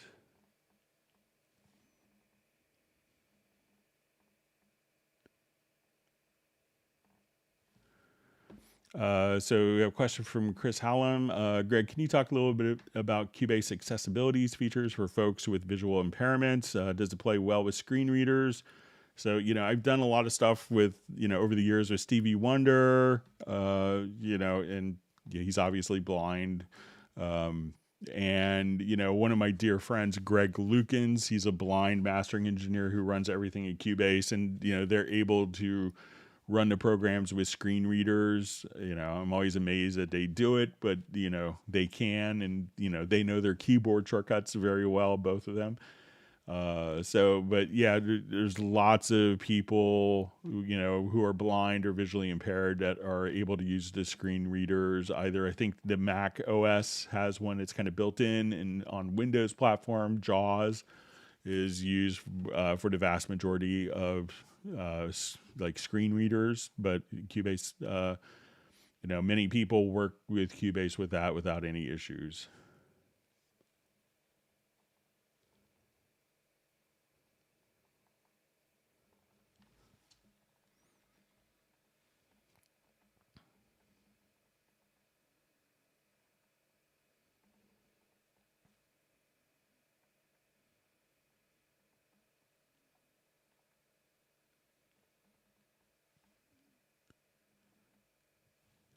See, Graham Richard just made a comment. It says, my weekend was spent creating my own drum kit in Groove Agent SE using samples, and before you know it, the time has flown by. Groove Agent is another planet in another system of the universe. Yeah, it's a great comment.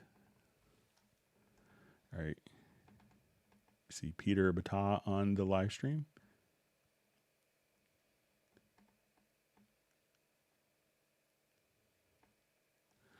All right, so we have a question from Paul Evans. Hi, Greg. I noticed that Dom Segal says a VU besides his workflow. Do you know what it is and how can I access it using Artist 11? So I think it's going to be a Cubase 12 feature, but if we want it to just have a particular, we'll just play this and we'll open up. So it's part of Supervision was added. So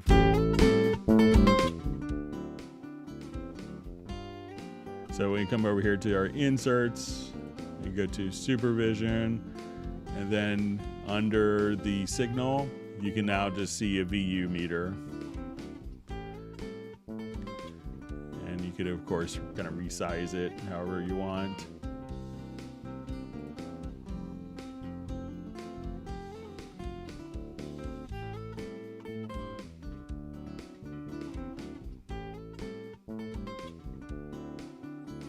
So it's just going to be one of the new modules in Cubase 12. When you go to add different modules, when you start Supervision, will be a VU meter. So it's one of the new things in version 12. So it's probably what you saw in Dom's system.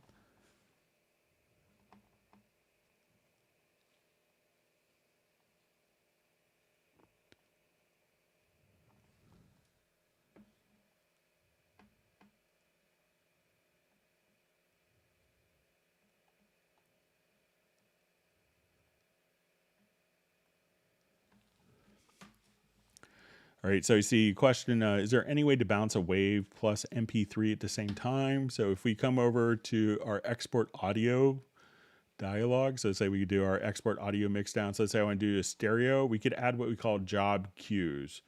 So I'll say, okay, let's have this as a wave file. And after export, we want to create an audio track.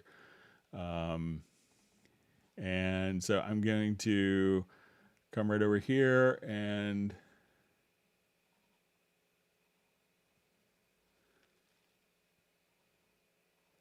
okay, so we're just going to say add to queue. And now at this point, I wanted to export to an MP3 file. And we'll add this to queue. So at this point, and I can say we want to export to a wave and to an MP3, and we could just start our queue export, and we'll just come here, and we could export both the wave and MP3, and we could do different resolutions, different file formats, and both of them can automatically be imported directly in to the project. So again, you just want to export audio mixdown.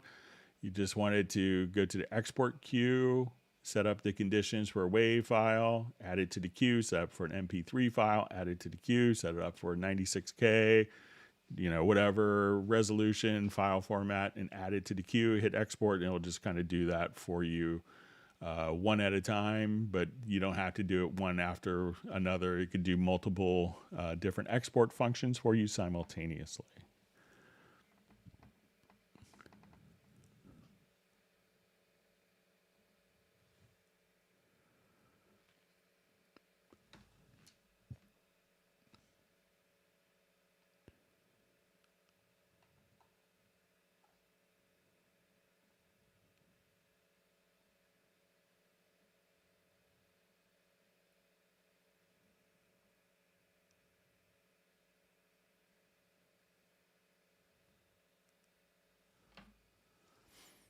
Okay, so we see Mark Raven just saying, I was wondering, in Groove Agent 5 or Hallian SE, how do you specify chords to be used in the preferences? So let's say if we have let's add an instrument track, so let's do Hallian Sonic SE.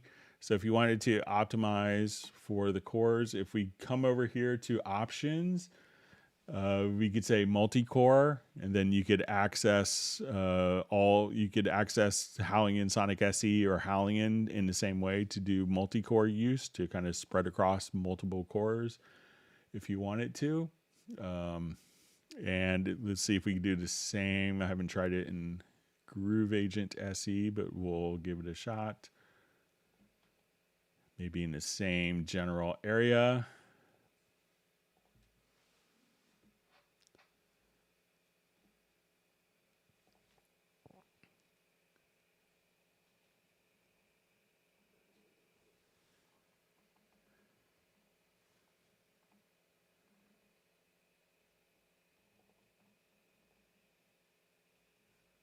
So it looks like we could do it, since this is often going to be just one part.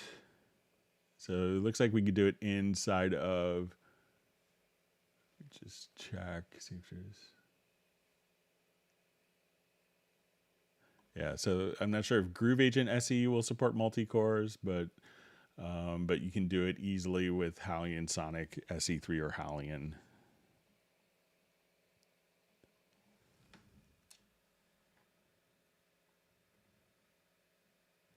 All right, so we have Brianna from Youngstown, Ohio checking in. Thanks for joining us.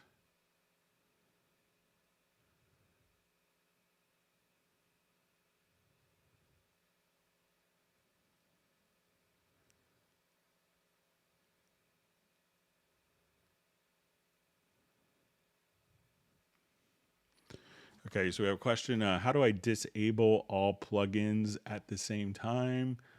So let's say if we had a number of plugins here on our mix console, so let's say we have a number, so I'll just add some more.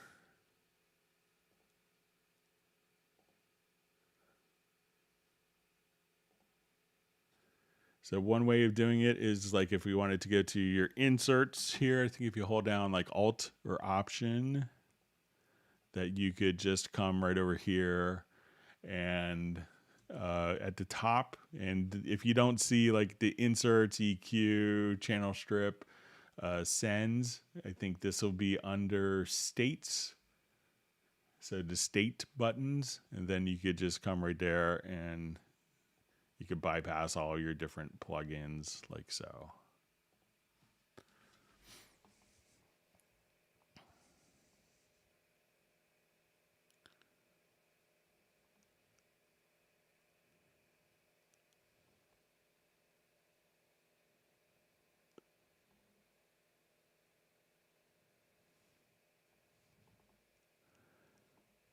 Okay, so we see from Sable Winters, I've never been able to access Howling and Sonic SE3 or Groove Agent after upgrading to 11 Pro. Just learned my Windows 8.1 is incompatible. Win 10 update will not complete. Tech export pushing me back to 10 Pro.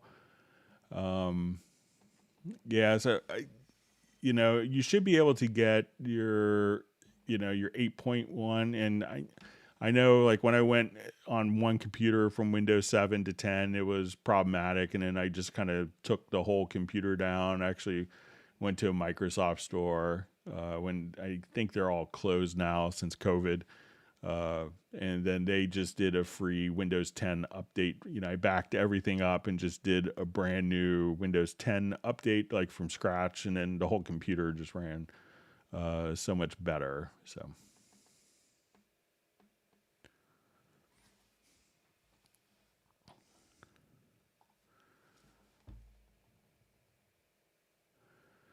Okay, so we see a question, how customizable are the keyboard shortcuts in Cubase? So every function, I think there's about 4,000 different functions. If you go to your key commands, you can set up.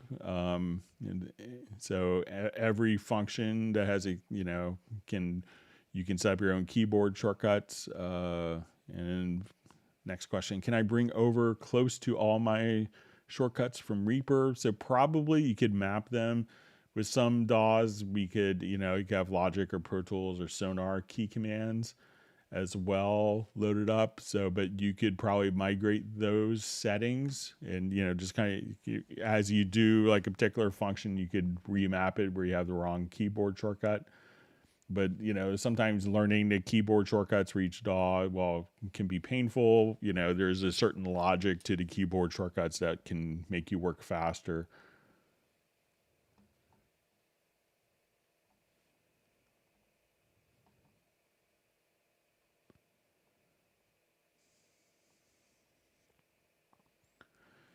Okay, so we have a question from Best Korean Jesus. I have a beginner question about the soft clipper. What does the second and third knobs affect?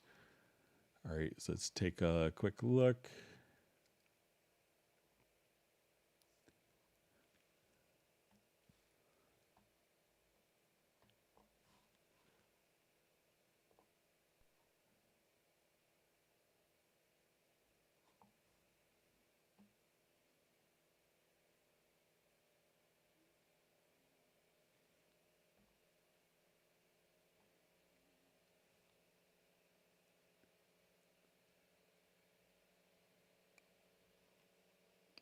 Just get this project loaded up here real quickly.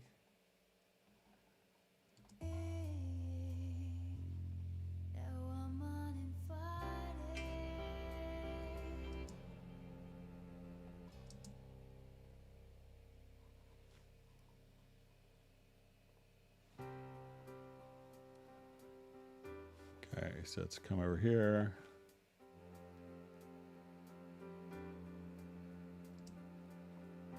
What did you say? All right. We just tried different projects. Sorry about that.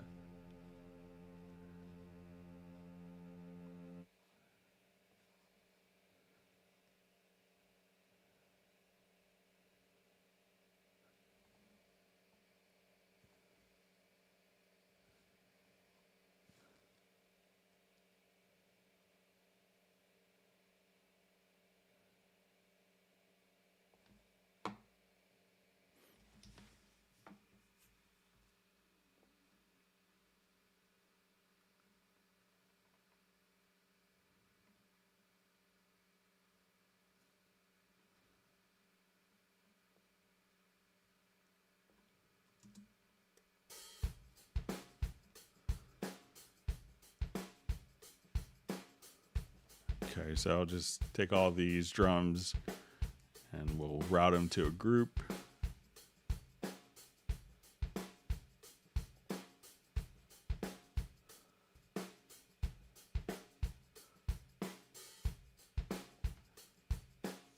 And let's put the soft clipper on.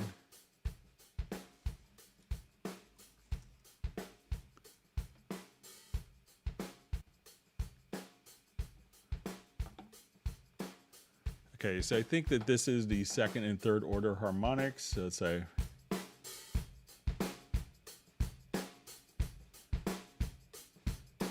I think that the second and third knobs are going to be the second and third order harmonics. So let's say we just want to do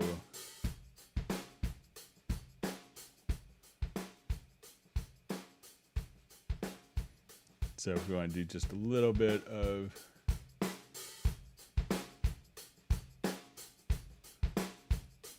so if you listen to kind of the high end, so I'm pretty sure it's just second and third order harmonics and adding kind of distortion in that. So you have like your fundamental frequency, then an octave above that, you'll have the first overtone or second harmonic, and then the third overtone, which would be an octave and a fifth, I believe, over the original. So that's what that is doing.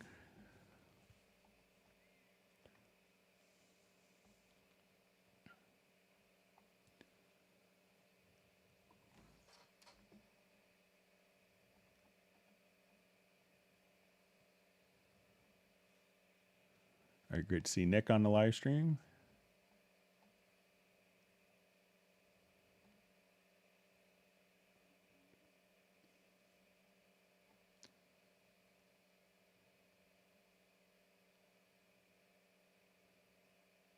All right, so it's Nick's birthday today, so happy 21 again. It's great. So thanks for joining us on your birthday. Hope you have a wonderful day of celebration.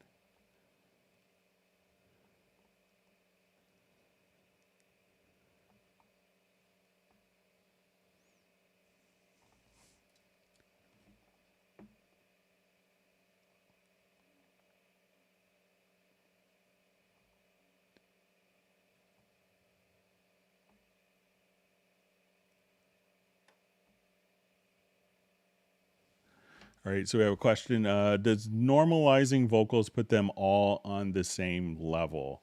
So it can be kind of a quick, easy way of doing that, you know, but realize that sometimes with vocals, especially if you normalize, that at times it may, you know, have impact on the dynamics, like the natural dynamic contours of the vocals. But, you know, if you had to get everything to roughly the same level, normalizing would be a good way of doing that. But it may have kind of, you know, depending on your material, there may be some musical nuances that could be lost with dynamics.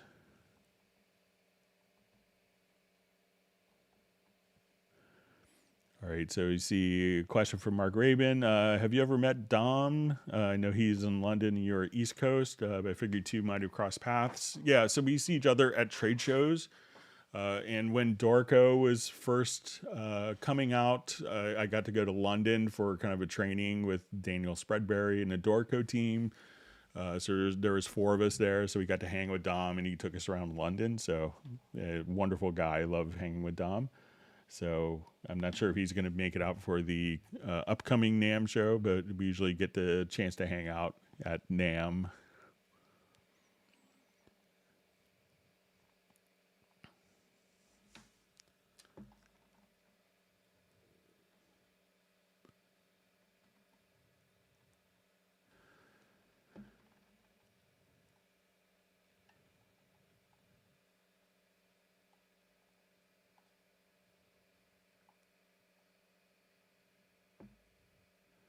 All right.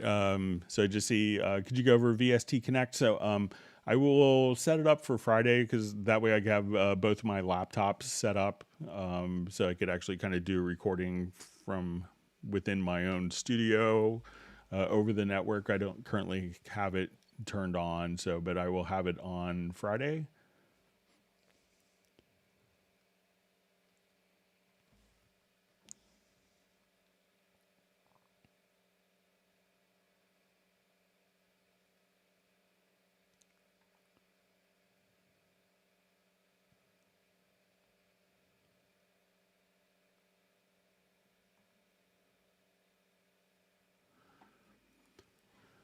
Okay, so we see question. Hi, Greg. In 12 Pro install, there are a lot of add-on files like Groove Agent, which changed since 11 Pro and should be reinstalled. So it's always, there are some changes. The instruments were updated from version 11 to be especially, to add some additional functionality and features, but also on the Mac platform to add M1 native support, and there's also some little tweaks to content, so it's always good to do the to reinstall all of the new content. And I think that if you actually go, there's a separate download for all the included instruments as well.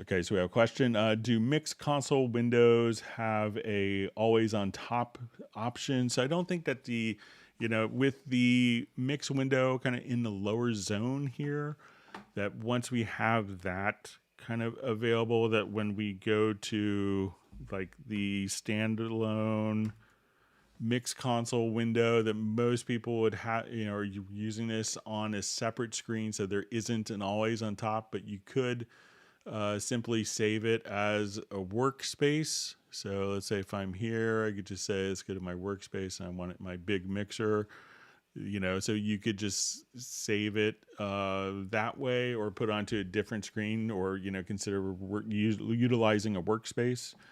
But, since the migration of the mix console data into the lower zone, at that point, it's the always on top was taken out, or wasn't implemented after that.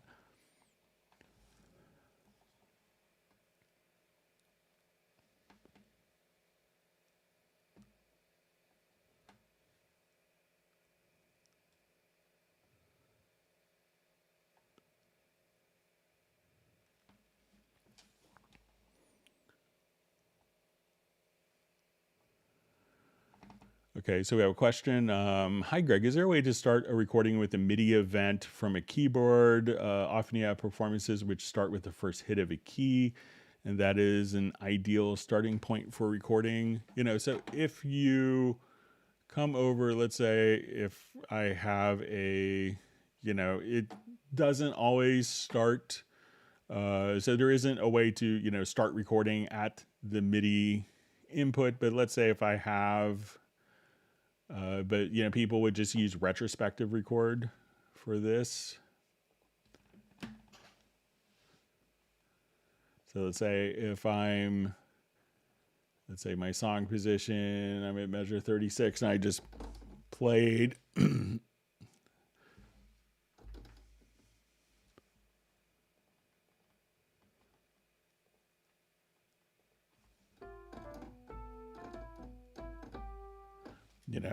So I just kind of, let's say, and I missed the best recording of all time. You could just click on the retrospective record, and then everything that I just kind of noodled with will automatically be captured directly there. So, I know some programs will have it'll start recording when you play a MIDI note, but you don't even have to be playing a MIDI note, and you could just click on the retrospective record. And that will insert it directly into the project right there. So you could most people use that. It's kind of interesting.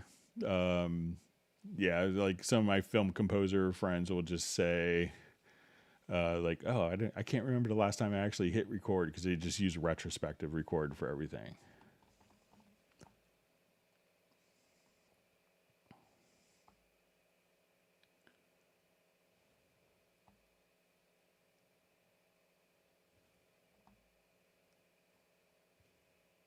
All right, and Jazz Dude just saying, if you like the Q&A stream / hangout, please subscribe and hit the like button. That enables us to continue to do these live streams.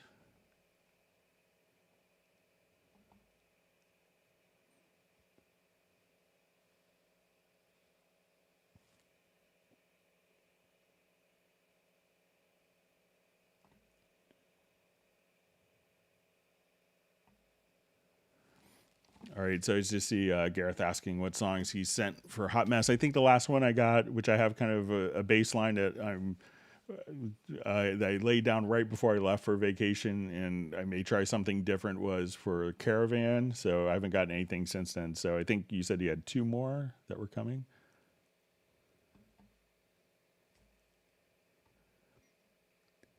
Yeah, I don't think I have Magician's Mirror, Angel Walking, or Fake. So just to Gareth.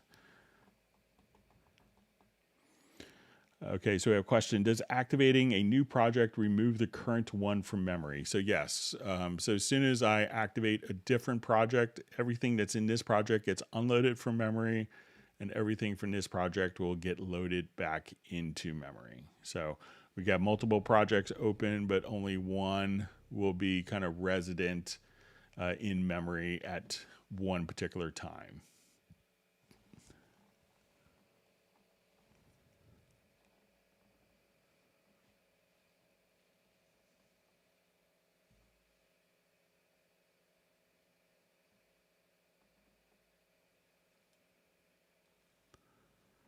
All right, so we see from Rich, is there something like a wait for note as in PT and DP available in Cubase 12? So I'm not sure if that's with like retrospective record or not, or if you just, like as we come over.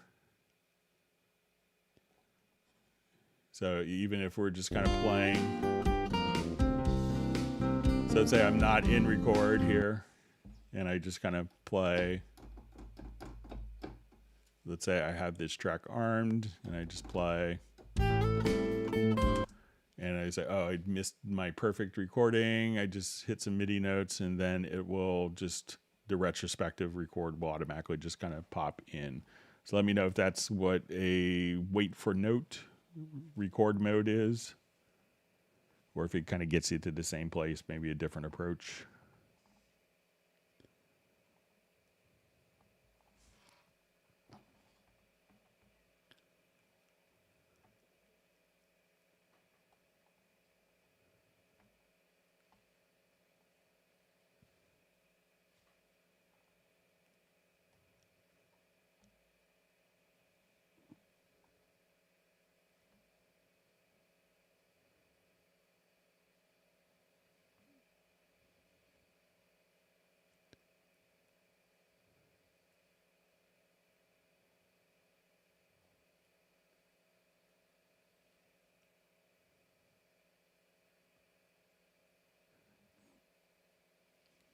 All right, so just see a nice comment from Mark Ravens. It says that Dom and I have enlightened many of us. Thanks from us to you, Greg. You rock. You're welcome. So it's always fun.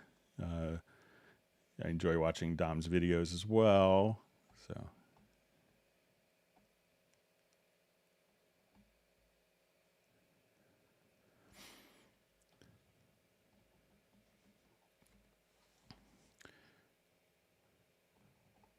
Okay, so we see from question, is there a pause button? I like to return to 0 90% of the time, but would like to pause when needed. So one of the things that you could do is, let's say, if we use the, because we have like a start stop button using the space bar. So we could do that, but we could also play using the numeric keypad. So if I hit like the enter key, that's play. And then if I hit the 0 key, that's kind of stop in place. And if I hit that 0 key a second time, that will go back to where we started. So now if I come here and using the numeric keypad, where we have like on the right-hand side of your computer keyboard. So I hit the 0 key. After enter, it stops where it is. I hit 0 key again, it goes back to where I started. Because like the space bar is start, stop. And we could change that behavior if you wanted to. And you could set up a keyboard shortcut to switch the preference. So when I come over here, if we go to preferences, we could say under transport, you could say, return to start position on stop. And I think I have that on my keyboard set to shift plus spacebar. So when I do that, So if I wanted to just stop right there, and now I can switch the modes just by assigning that keyboard shortcut to the preferences. So if we go to the key commands, you know, we'll see under the preferences, transport locator to start position on stop. But you could also, you know, I often use just my, you know, my right hand for, and hit the, you know, hit the enter button for play, and to 0 to, you know, so, and to 0 to stop or pause. And then if I hit it again, it will, so I hit 0, it's going to pause where it is. I guess I have it switched to the modes. So it stops right there, and then I hit 0 again, it goes back. So, you know, check out using the numeric keypad for transport as well. So, and that may work in kind of a way that without you having to switch keyboard shortcuts or preferences.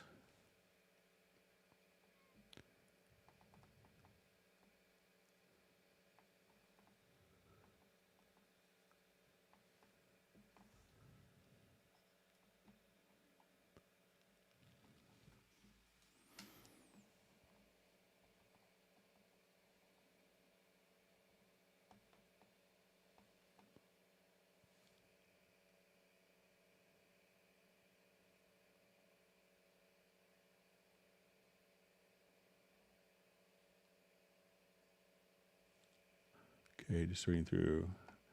See, Graham Witcher just says, so you see, just Graham Witcher's comment is, Dom Segalis is infectious. It would be great to see him and Greg presenting. Chris Salim, I think, I forgot, probably mispronounced his name. He's great too. And so is Jeff Gibbons. Those guys are the best. Cubase Quartet. Yeah, so there's, at the last NAMM show, is Chris, Chris, Dom, and I were all together, and the Steinberg, one of the Steinberg guys was worried. He's like, "Oh no, we'll never have Cubase videos if something happens in this room with these 3 guys." So, but it was great to see them at the NAMM show. I guess 2020, the last time we all were able to get together.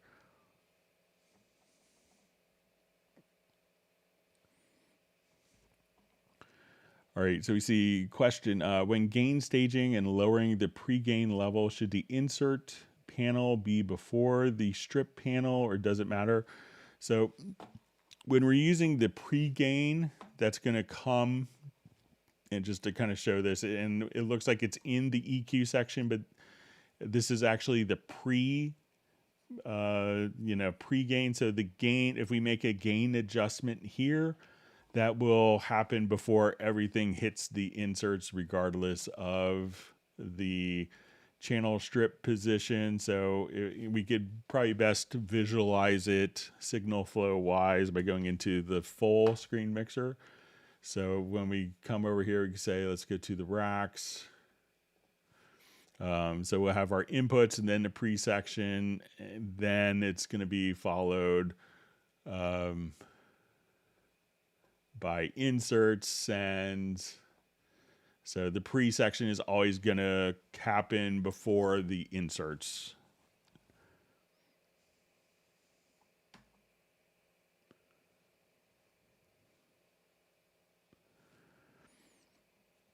All right, so just the question, hi, when will the first maintenance update be released for Cubase 12? I think it's going to be very soon. So usually I can't comment on release dates before, but, you know, just think of it as being very soon. So, you know, keep looking back on the website in the next couple days. I think you might see something, but just a speculation.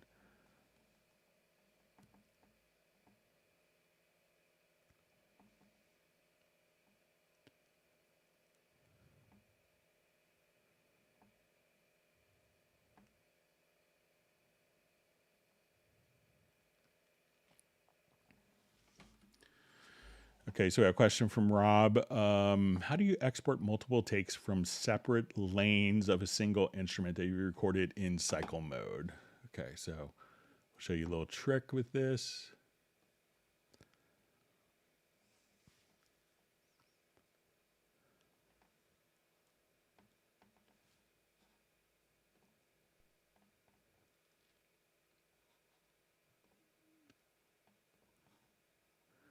Okay, so let's say I have a number of takes that are in cycle mode here, and they're all in different lanes. So if we select the lanes here,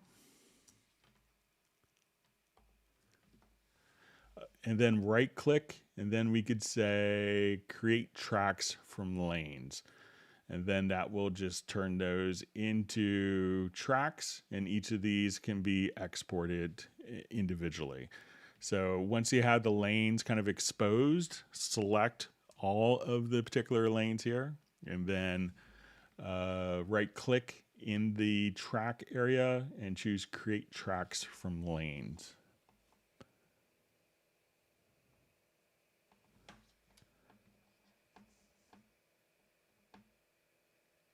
Okay, Michael Teams wants people to whack the like button.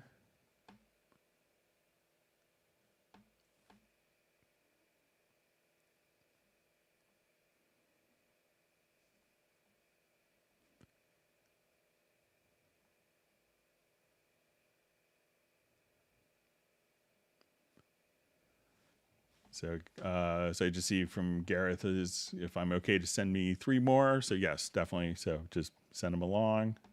Should have some time over the weekend.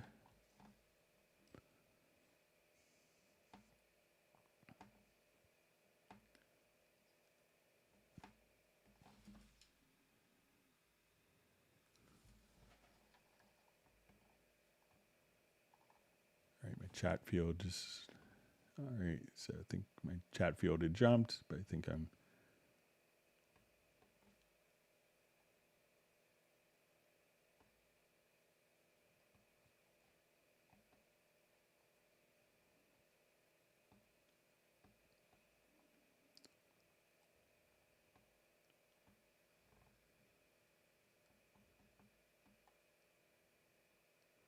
all right. So we have Guido saying thanks from Argentina. So thanks for being a part of the live stream today.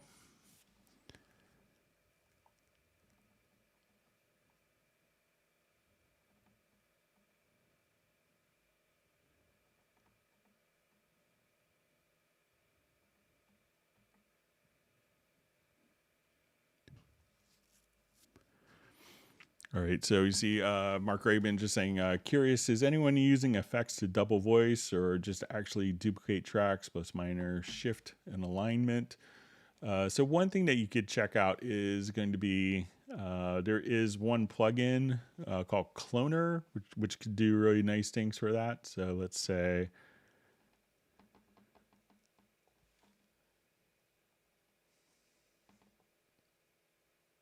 I think it's under modulation.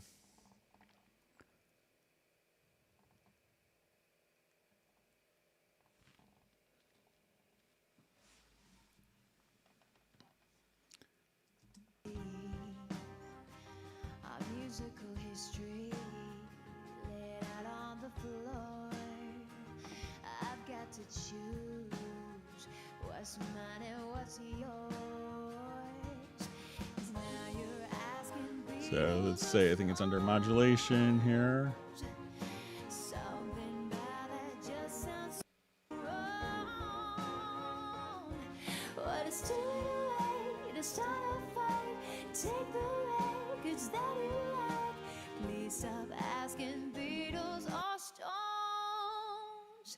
Just leave it alone.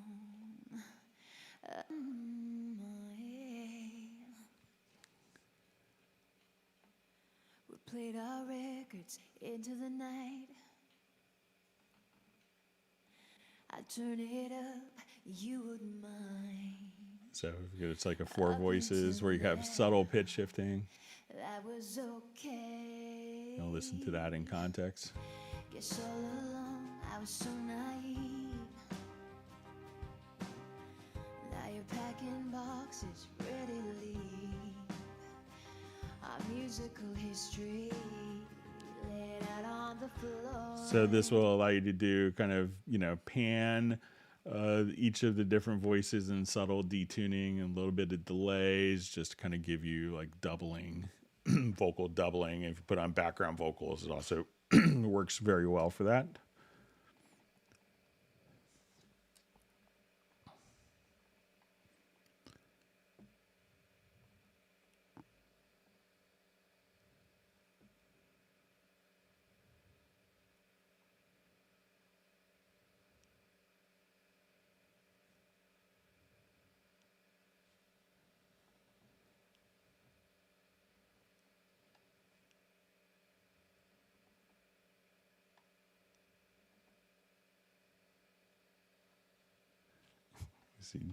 See John Costigan is now capturing the groove of Gareth's part that I made him play out of time so I could fix it.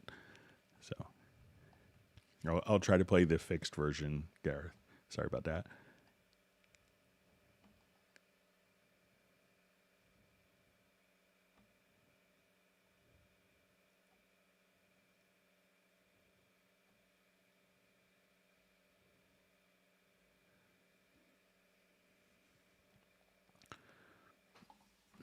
All right, so we see Hans just saying, coming back 2 days ago to Nuendo after years of Pro Tools, and this is wow. Thanks so much for this live stream. I'm really impressed and excited. So welcome back to Nuendo, and we hope to see you on future live streams.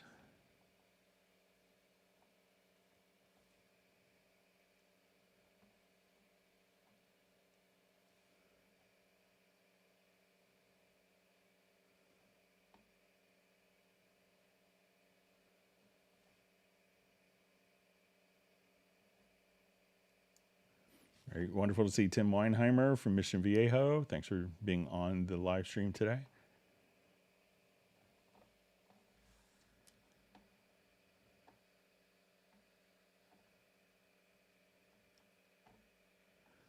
All right, so I think I am caught up with questions. I'm going to go ahead. I know we had a bunch of questions on that were mailed in, so let me get to those. All right, we see Jeff Sabelsky has joined us as well. Thanks for being on from Chico, California. All right, so let me just, I think I had a project I created for some of these.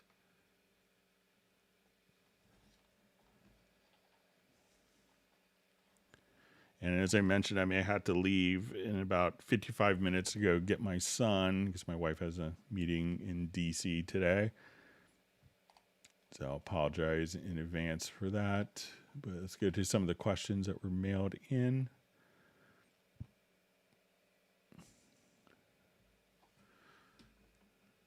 Okay, so it says, hi Greg, question. When I record a MIDI clip, there is blank space at the beginning and at the end where the recording starts and finishes. So I have to go in and manually split the empty space off at either end and delete it. Is there a way I can make a macro that automatically tidies the clip so it starts at the first event and ends at the last? Thanks for all your amazing advice, you legend. And it's from C. Rollinson.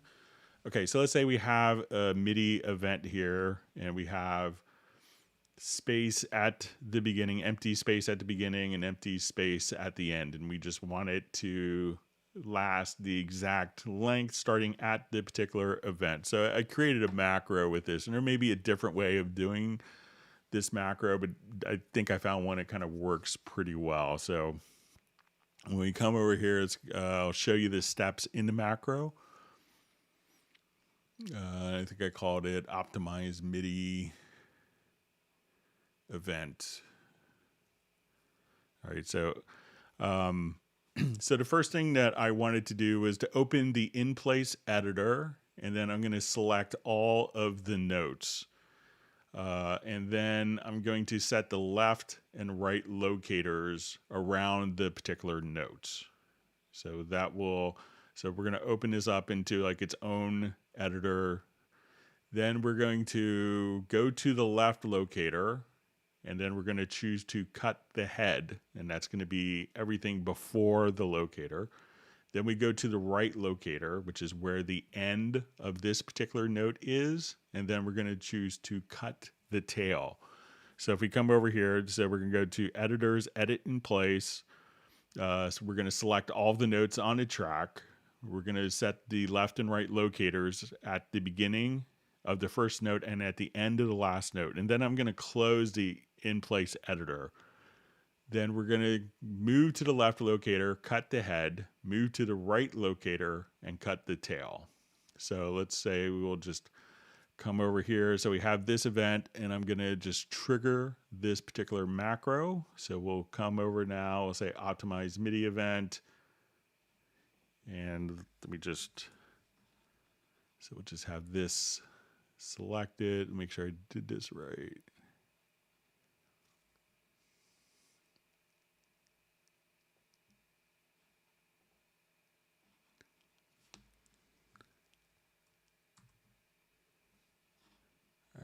Oh, just going to make sure it's the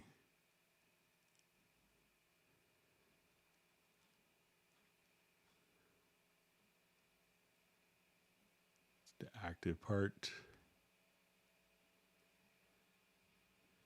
I'll just revert this quickly.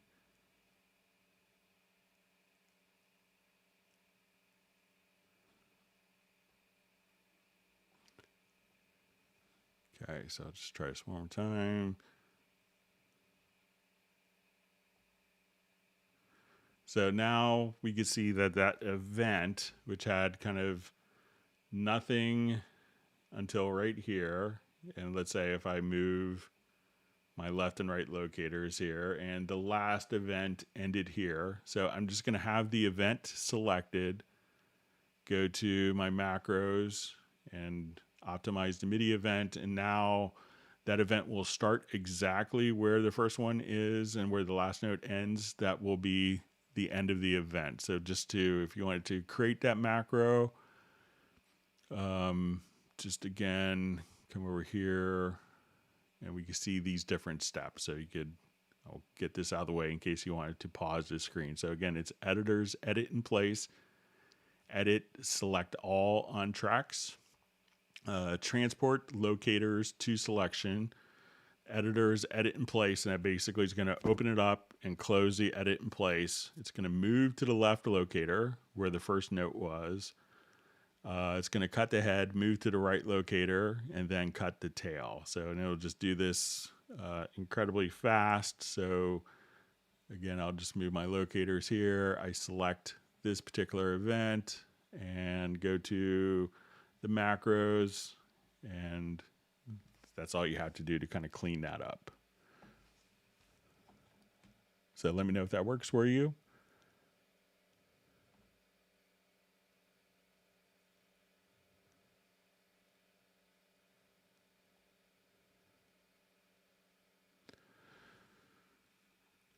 Okay, so we see I'm submitting questions for Club Cubase sessions. I'm using an iMac with Monterey OS with Cubase Pro 11. Is there a way to rotate the paper for a better view in the score editor? Okay, so let me just open up project, has some scoring stuff in it.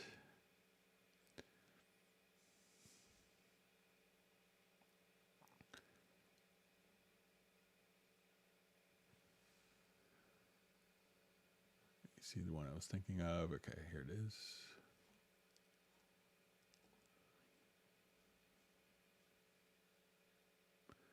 Okay, so, you know, when we go to look at it in like our, you know, we can see what it's going to look like in, you know, when we go to the scores menu, there's two different modes. So you have edit mode where we can kind of see everything laid out for us. And this doesn't really indicate any information about where, you know, how it's going to be looking on the page, but it's more of an editor so that we could kind of fill the whole screen a bit more. So, but if we wanted to see what it's going to look like on the page, we could then switch it over to page mode.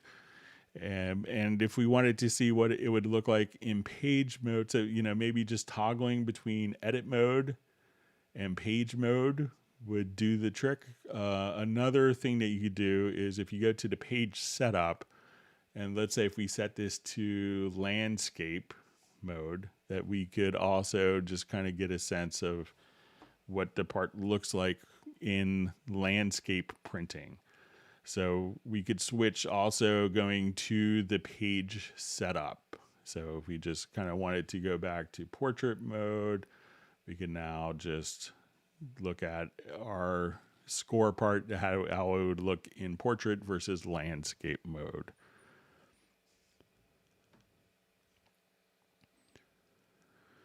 Okay, so we see question. How do I get score editor to appear in the lower window area of the main project window? I'm not seeing the option or tab for the score editor in the settings or setup menu. So to do that, all you have to do is we'll double click here. And when we go to the editor tab, we could just click, you'll see a little drop down menu. And at that point, you could just look at the score editor. So you can see what the score editor is going to look like, or if you want to see a key editor or see it as a drum editor, but just click directly there and you could see in the score editor. And I think if you have the score editor set as your default MIDI editor in the preferences, that when you double click, it'll default to the score editor in the lower zone. And let's go ahead and test that.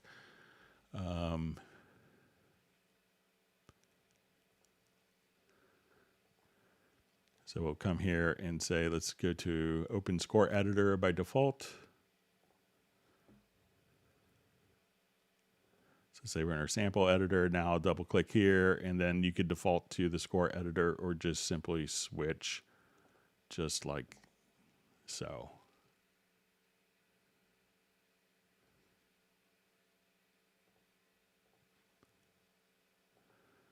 All right, and we had another notation question. What is the procedure for adjusting the trim with the smart tool, and which do I use? So if it's going to be like trimming the event, you know, you could just like as we come here to like a MIDI or audio event, we could just use the bottom corner handles here. So if you just wanted to kind of trim the, you know, or truncate the end or the length of the audio, we could just kind of come right over here and just grab the bottom right handle or bottom left handle on the event itself. Okay, another question. I need to export a MIDI file to Dorico 3.5 Elements. I would like to use the musical XLM format. I assume music XML format. Unfortunately, when I tried to select the XLM option, I guess it's music XML, the function is grayed out. Please provide a solution or an explanation on why this option is not available. So often, like if I have the score, like a sample editor here, and we go to export, and we see that music XML is grayed out. So we need to be in the score editor. So now when we're in the score editor, so we go to export, still grayed out. So we need to actually be in the score editor. And now once we have this, we can just say export music XML. So that's why it's grayed out, because you need to export it from within the score editor for the music XML. So once you're in the score editor, then you should all be set. All right, so we had a question mailed in. Is there a way to change a VST preset using automation track? Some VSTs will respond to program changes. But you know, a lot of developers haven't necessarily implemented that. So let's say, switch to a different project here.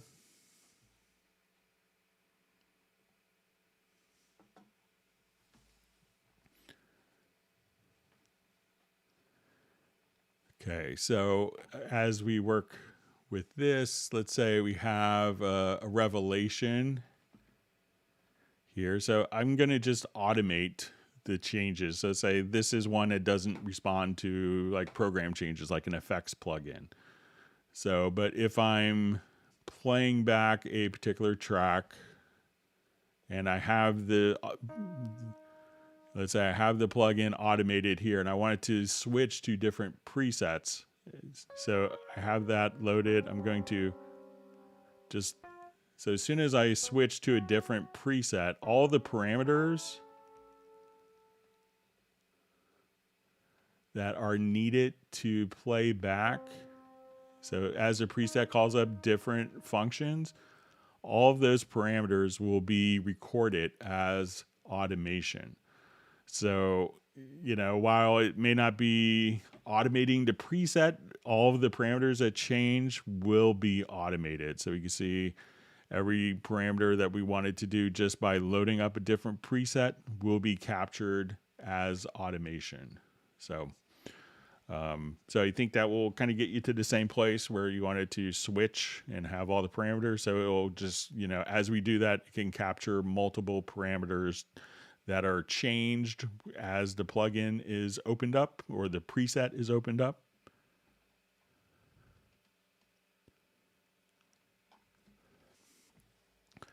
All right, so we had a question. Is it possible to add a update option to the configurations in the audio studio connections window? It's a pain having to remember the exact way I previously named that configuration so I can overwrite it.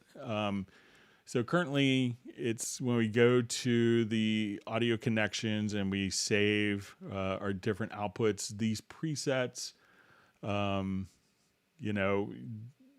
so there isn't a way to update an existing preset, but you can remove existing ones or rename presets.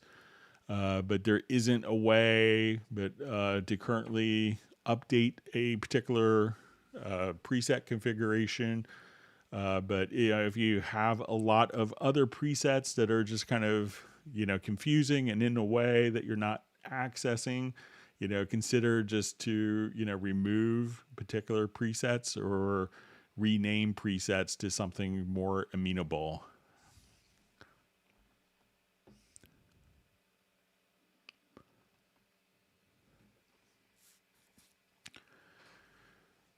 All right. So a question. I would like to ask if it is possible to scroll through a song horizontally using a hardware knob like the Monogram Orbiter or other knob controller. All right. So if we have a number of different tracks here, let me just assign these here. I'll just create a bunch of audio tracks.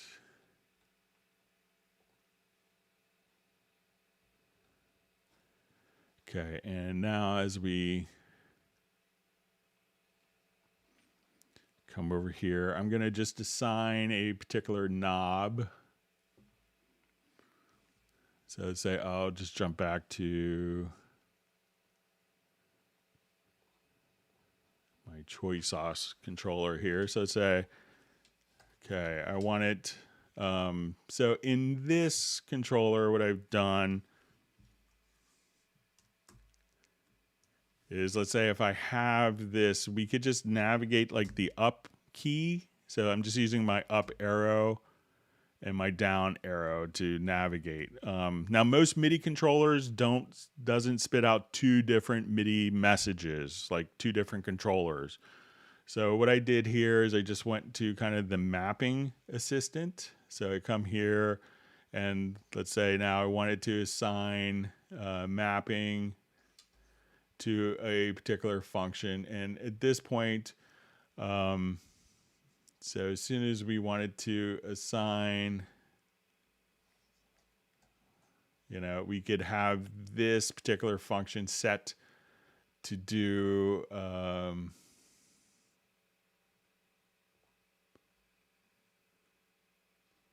I'm just going to go to the right controller now. Okay, so I'm here and I'm just going to do this to navigate to up key commands. So when we go to our key commands here and we'll say navigate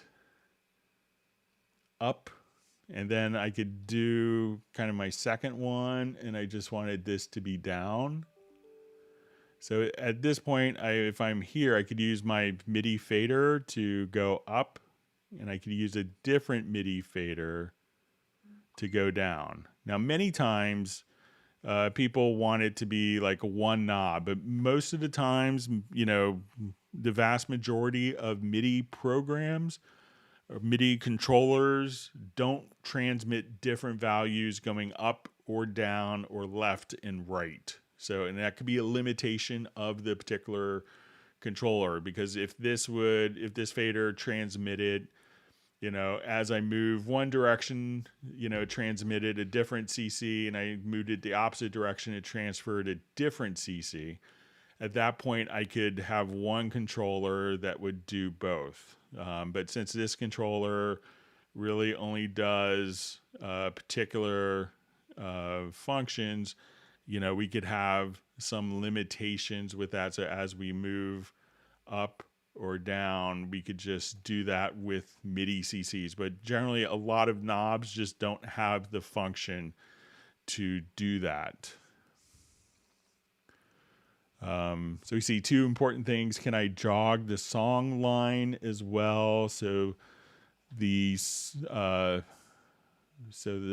editor window moves along with the functionality. So if we were, let's say if we had, like this particular function, like I have a CC 121 and I could put that into jog mode. And this is a knob that will allow us to control different functions. So if I wanted to navigate in, within my project, I could just use my jog wheel here. So I could set up one MIDI controller to jog, but again, most MIDI controllers aren't going to spit out, a different control value for going in one direction, or a different controller going in the opposite direction. So if the controller doesn't transmit two different values, it can't be mapped. So a lot of MIDI controllers will do that. Some will give you like a special jog wheel mode, and will automatically just kind of work as you would expect. And it seems like a simple thing, but again, most, we get this question with, why doesn't my Mackie control, do zooming, because it's not transmitting, or why doesn't it scrub, as accurately? And that's just because it's only transmitting one MIDI message, but, one controller, as opposed to spitting out different controllers depending how fast or at certain points that you have access to it. So that's why sometimes, the controllers that have like jog wheels are transmitting multiple bits of information and multiple MIDI messages, depending how fast you go and what part of the controller in. But you could just set that up, very similarly to the generic remote. Okay, and you see, I would really like the feature to change the left shift control key while using the mouse scroll wheel. Changing the system is a bad idea because this changes complex text input, copy paste functionality for other applications as well. And I think this is what we kind of talked about earlier, where we could just, depending on the, where you hold down the shift key, where we could set the direction of, as we scroll with these, holding down the shift key with the mouse scroll wheel. So again, it's kind of dependent on the operating system settings for that. I'll pass it along again, see if it could be kind of something that's not tied to the operating system, but maybe could be switched internally in Cubase, but it might be something that's just inherently kind of tied to the OS for functionality, but I'll pass it along again. So if you wanted to switch the directions or invert the directions there.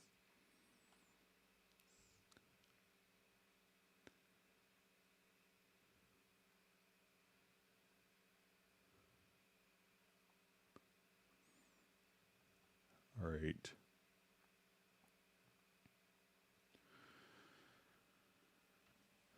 All right, so just had a question. Hi, Greg. I got an unrelated question for you about two things only started happening since I upgraded Cubase Pro 12. Hopefully you can help me. So it just says, in many places around Cubase where there are drop-down menus such as create audio track, like the audio input selection, or Vari Audio's pitch snap selector, used to be able to scroll through the different options. Each was a really big time saver. I'm sure many people appreciate it. Recently, though, it doesn't work for like that anymore. I was wondering if that's just a change that I can make somewhere in the settings, or if it's a change that has to be made in the next update to Cubase. I sorely missed that. So let's say, let me just come over here. I'll create a bunch of fake inputs.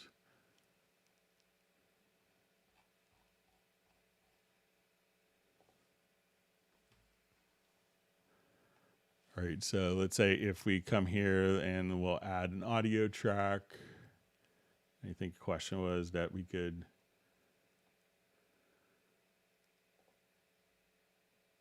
scroll through these. So we could scroll down, and then let me just see if it was changed since a version 11.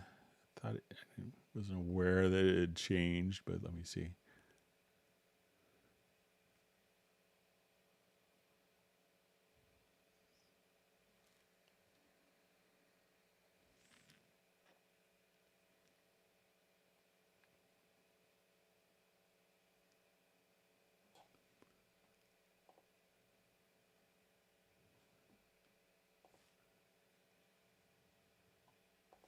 Okay, so we'll see we're back in 11 now. Just sorry about that. Just make sure I'm in the right.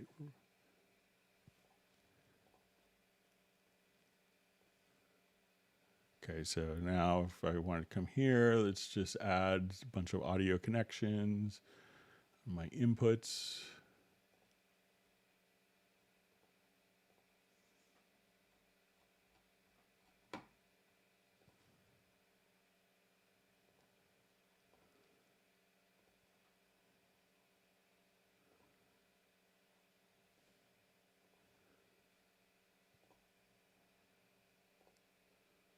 Let's say connect to bus. So here, I mean, it seems to kind of work the same way in Cubase 11 as Cubase 12. So let me know if I did something differently, but it seems like the same behavior between the two with that, with using the scroll wheel.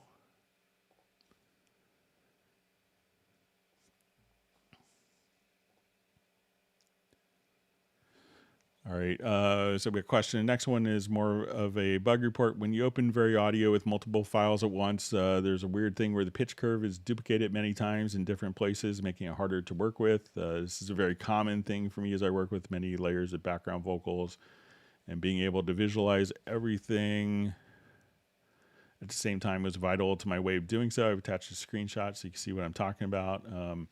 So let's go ahead and take a quick look. You know, there were some differences with how, let me see if I have project still open. Let me open one with some background vocals.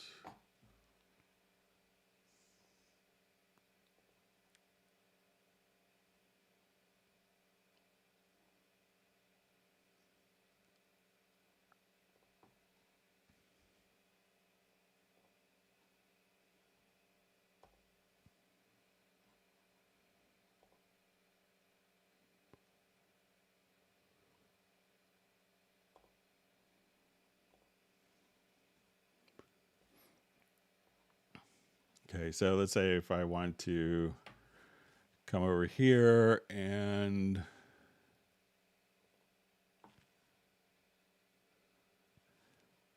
right, and let me just switch over to Very Audio and full screen.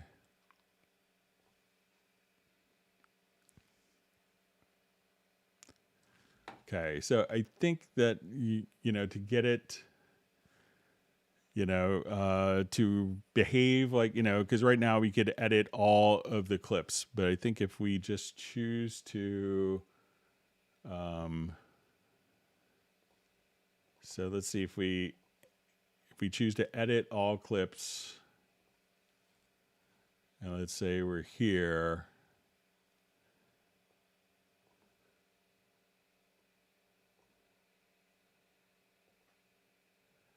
But let's say if we edit just the active clip.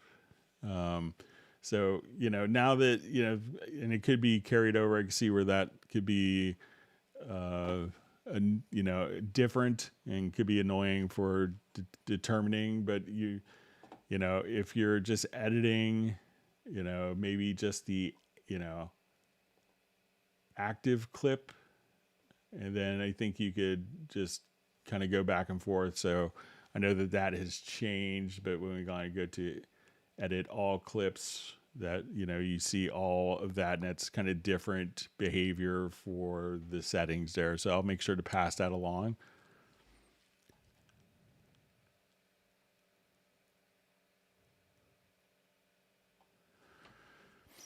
All right, so a question. I have Cubase Pro 12, Windows 10 latest, and the version of SpectraLayers 8 that comes with Pro 12.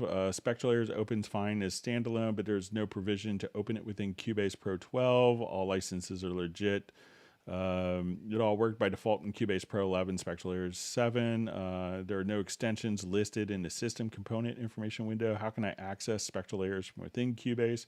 So I found that, having to basically just open, if you install SpectraLayers after Cubase, that then it'll just show up as an available extension. So there was a minor SpectraLayer, so you could have SpectraLayers 8 that came out, the SpectraLayers 8 version, SpectraLayers 1 version 8 that came with Cubase, but there was an update for some of the new ARA functionality that came with Cubase 12. So after you install Cubase 12, just try to reinstall SpectraLayers 1 version 8 to the latest version again, and then I think that the extension will be able to be seen. But then at that point, you could just do the different spectral editing with ARA2. But I found that when I just kind of installed it before, that it didn't catch it, but after reinstalling, that it was able to be seen.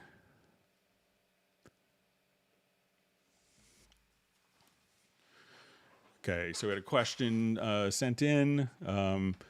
Says a while back I was having difficulties with my UR44 and a Roland Octa capture interface, and that when I was recording in low latency, nothing lower than 128 samples, though I was having the problems at 256 samples as well. I was getting quite a bit of few dropouts. Steinberg tech support suggested I switch my NVIDIA drivers from game drivers to studio drivers and disable hyperthreading in my setup, both of which I did, and it definitely helped. It still happens rarely. My question now is, with Cubase 12 getting some optimization tweaks for Windows, do I still need to stick to NVIDIA studio drivers and keep hyperthreading disabled in setup?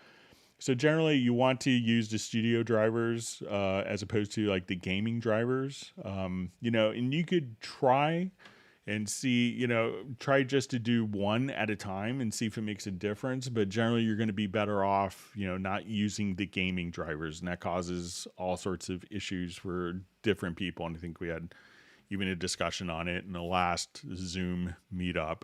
So, but you could try with version 12. My guess is it might be the same, but you might be able to do hyperthreading depending on your motherboard. Okay, we answered the next one. Okay, so we had a question emailed in about how to change the output MIDI note for drum parts and to maybe send it even to different instruments.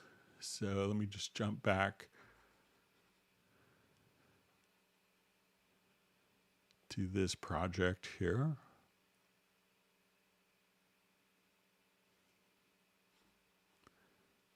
And I'll revert this.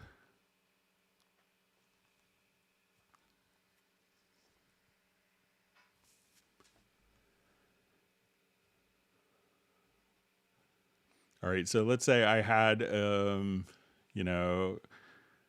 different groove agent here. So maybe I have one groove agent that's playing back this particular pattern. So let me just loop this pattern here. So right now, all the sounds that we're hearing are going through this particular groove agent. But let's say if I have sounds here, or if I have maybe a different instrument, load it with all kicks, and I want it to have within the one editor the ability to send to different MIDI notes or to different MIDI instruments. And so how can we do that? So if we wanted to come over here, let's just... Okay, so what we want to do before we get into this is make sure that we're just going to add, to make sure that I'm just going to start off with like maybe a general MIDI drum map. And if it if you switch to a general MIDI drum map and you don't hear anything, just switch the MIDI channel here to 10 really quickly.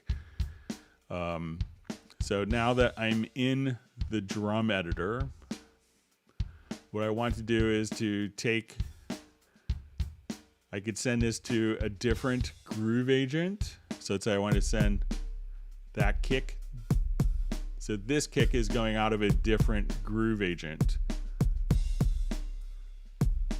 Or let's send this, and if I wanted to say, okay, that kick is going to play back different sounds.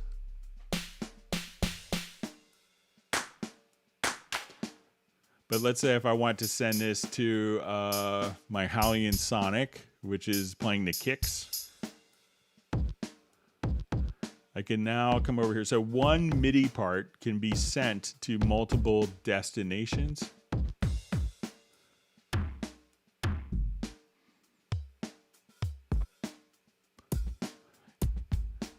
And let's say if I want to take the hi-hat here, and let's send this hi-hat to the other groove agent.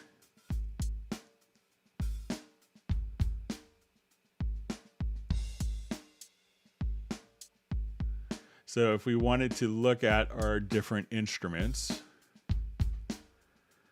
when we come here, so let's say I'll just hit F11. You can see that some of the sounds are coming from this instance of groove agent. It's like the snare.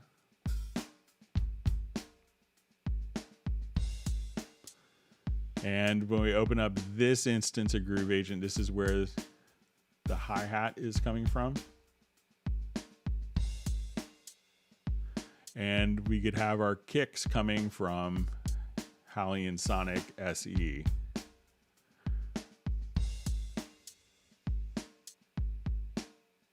So this way we could have one track and we could feed up to 64, like I think 128 different sources and different modules, whether it's software or hardware. And now we could have all these different inputs and output notes automatically just kind of go to different output notes than what we have, and to different instruments as well. So we'll say, okay, I just want to come here.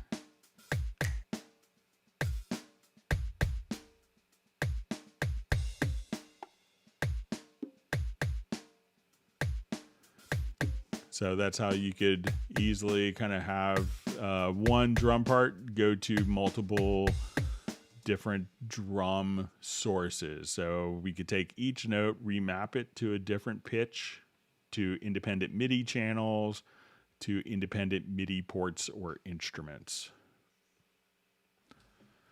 Okay, I think that was all for the questions that were mailed in. Let's jump back to our live questions. So thanks for all the great questions. All right, and let me go ahead and mute. All right, sorry about that.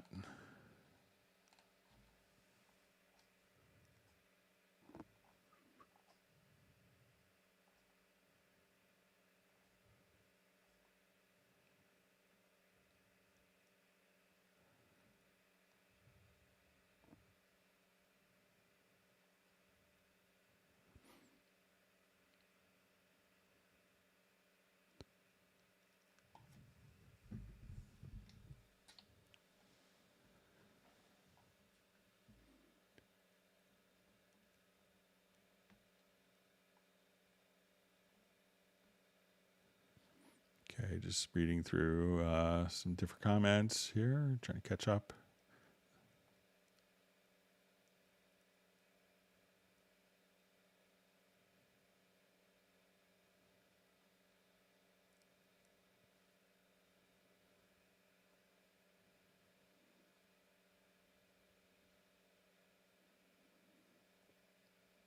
Seeing different discussion over different mics and channel strips and preamps.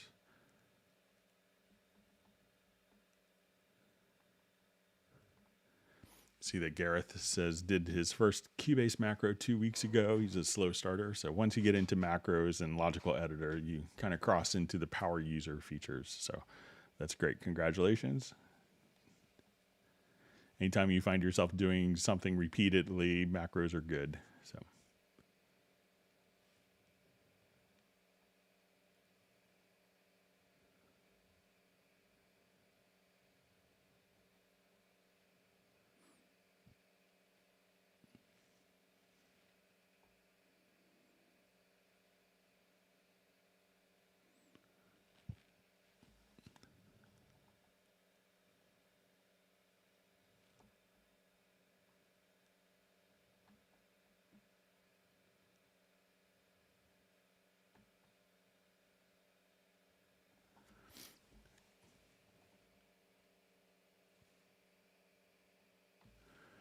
Okay, so I see a question from Jeff Sabelski just saying, hey Greg, the Pro Tool project I got from AAF file, I tracked oboe and oboe 2 parts with tempo and time signature track and Nuendo. My oboe tracks are ready for new engineer export simply as wave track. So yeah, that's all you'd have to do. And for, I always try to make it hard for someone else to mess up. So just, if you play it on 3 minutes and the song is 7 minutes, just make it one contiguous part that's the full length of the project, and so the engineer could just kind of drop it in at the start and have it fit. And if you do that, hopefully you'll get more work from it. So, but yeah, it's pretty simple.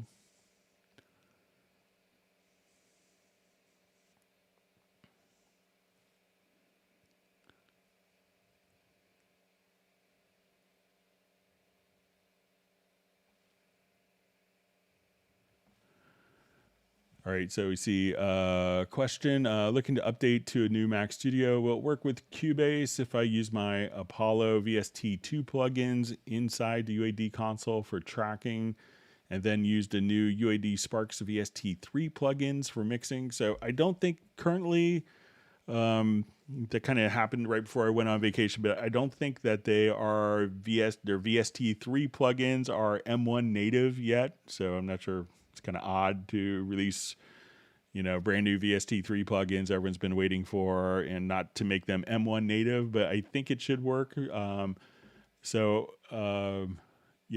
you use the, I don't have an Apollo, so I'm not sure, if the VST2 plugins, if they probably should work in a UAD console, I would assume, but I don't have one to really know for sure. So, but the VST3 plugins aren't M1 native. So they released VST3 and then didn't make them native from what I read. So, but you may want to check with them. I think it's in the works. So, but it's a great start for them.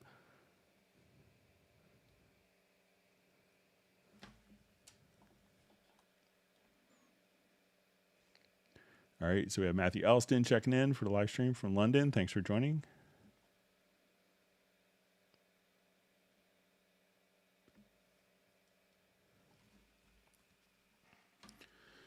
All right, so we see, hello, Greg. I saved and exported a script for my MIDI controller. Now I want to use it on a different computer. Can you please review the process? I'm not able to get the controller to see the script. All right, so once we're in kind of like your MIDI remote scripts, let's say we have this done, and you click on the little settings wheel here. And at this point, you would click on scripts and then you export the script here, and then import the script. You should be able to just kind of import it. And I went back and forth between Mac and PC. The one thing that it might be is if one thing, just off the top of my head, if you went between Mac and PC and if the company, kept different names for the ports, but it should be just as simple as kind of exporting, once you go to the setup window again here, is just to export the script. So go to scripts, export, and then when you go into the new, you want to just say import script. And then just make sure that it's set to the same MIDI controllers here, the input and output ports are configured the same way.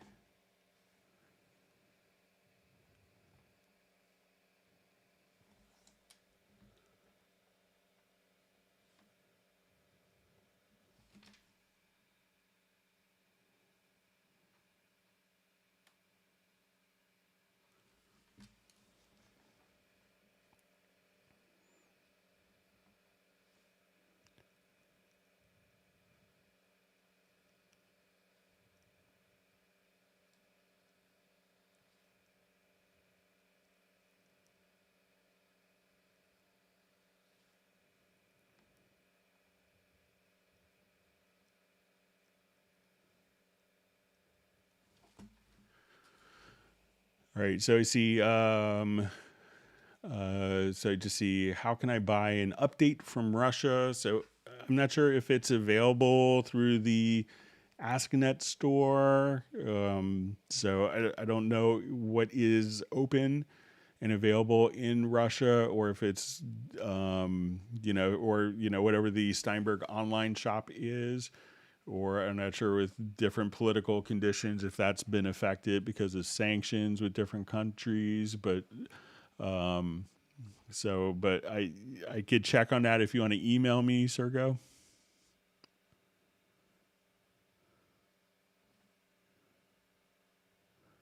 And I have a meeting tomorrow with our export channel manager in the morning. So if you want to email me at clubcubase@steinberg.de, I could probably have an answer for you.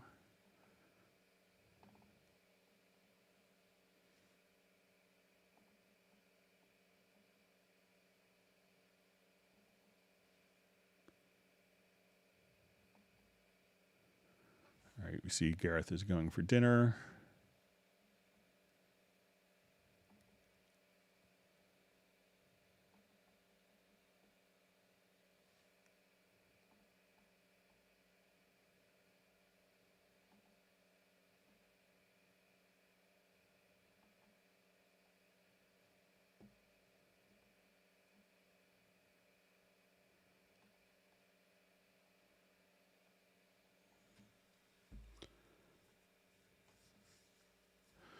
All right, so I just see a question. How do I set up HSO to record separate tracks? Is there a template? Templates, I don't think that there's a particular template, but let's say we do a new project.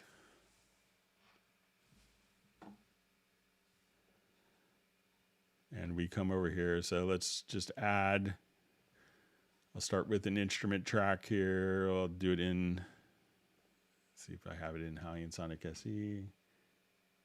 So I'll say HSO.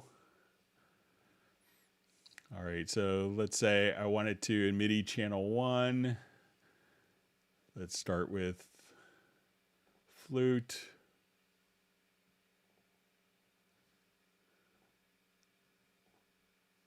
Oboe. We'll select channel 3. Let's say clarinet.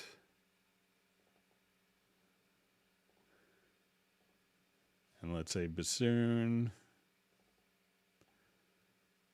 And now we will do our brass. And you could do this in any order. This is kind of just typical. Oh, I overwrote my bassoon.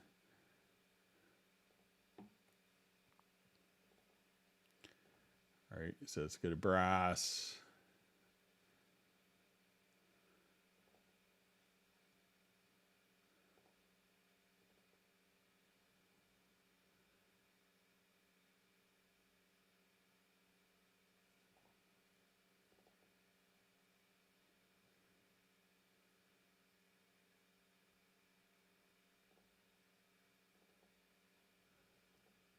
Okay, and we'll do some strings.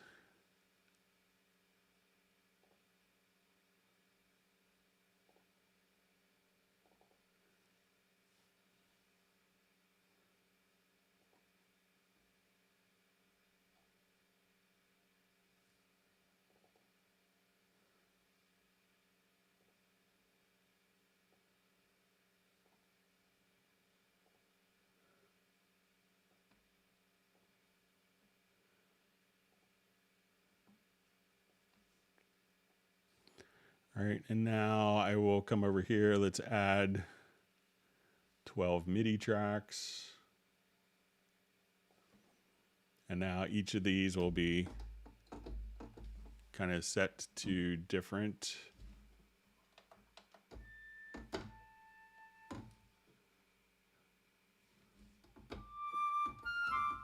and as I go down, let me just set a quick preference here. Make this faster. Yeah.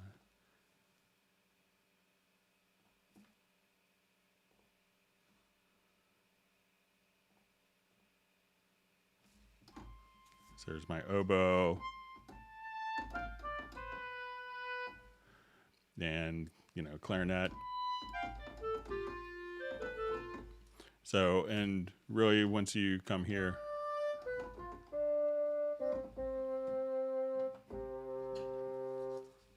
and then we'll have,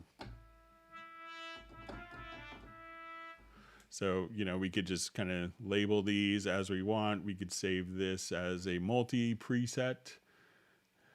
So we could just call this orchestra, you know, orchestra. And now every time that we wanted to load that up, we could do, you know, have everything just kind of configured. Come over here, let's say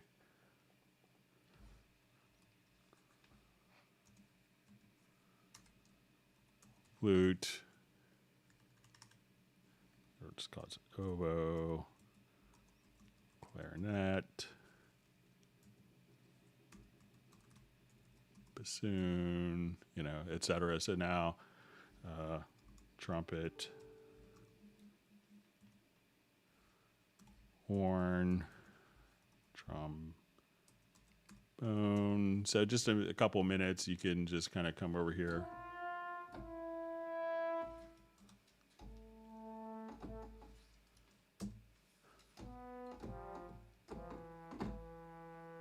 And then get into your strings or tuba.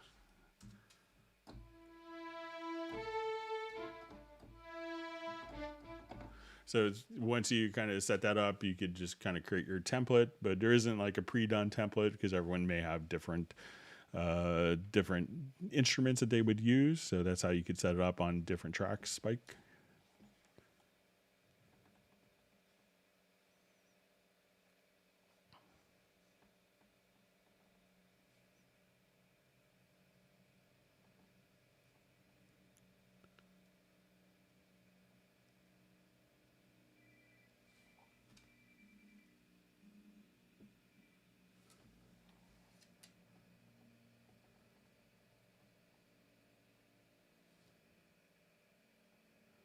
All right, reading through more comments.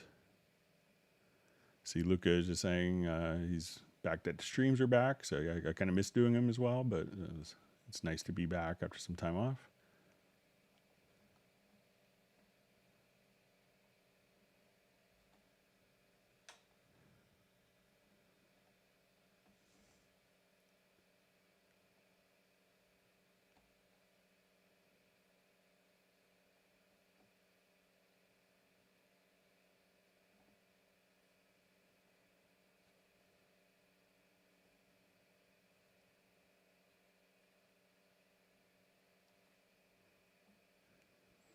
I just see Nick wondering if I turned my phone off on holiday or had to ignore well-known musicians phoning him to ask for help. I think I helped Peter Frampton, and my friend Fred Corey called with a quick question, but some other people, most people were pretty respectful of the holiday, so.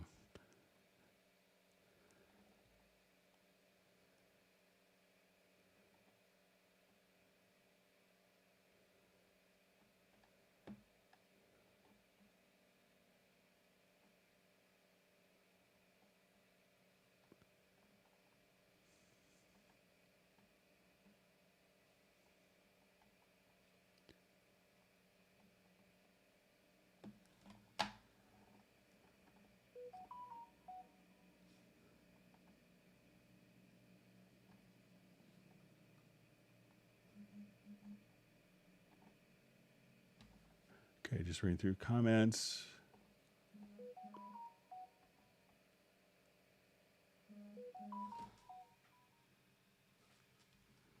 All right, hang out just.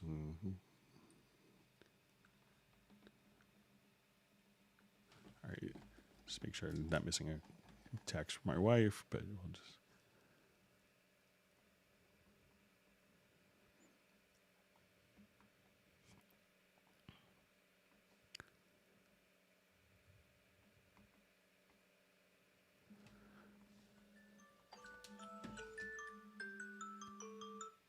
All right, so just see, anyone know why in Cubase 12 the older Cubase plugins like Loop Mash, Prologue, and others no longer work? Just those plugins we don't own kind of the source code to, so we don't have the ability to make them compatible with later processors and operating systems. So you can still have them in Cubase 11, but they won't be updated from the companies that developed them. So but there are some ways that people have found to kind of copy a file over from Cubase 11 to have them show up in Cubase 12, but you can still use those. You could still use those. There are some workarounds I'm sure you could find online, but you still have your version 11 that you could render files with.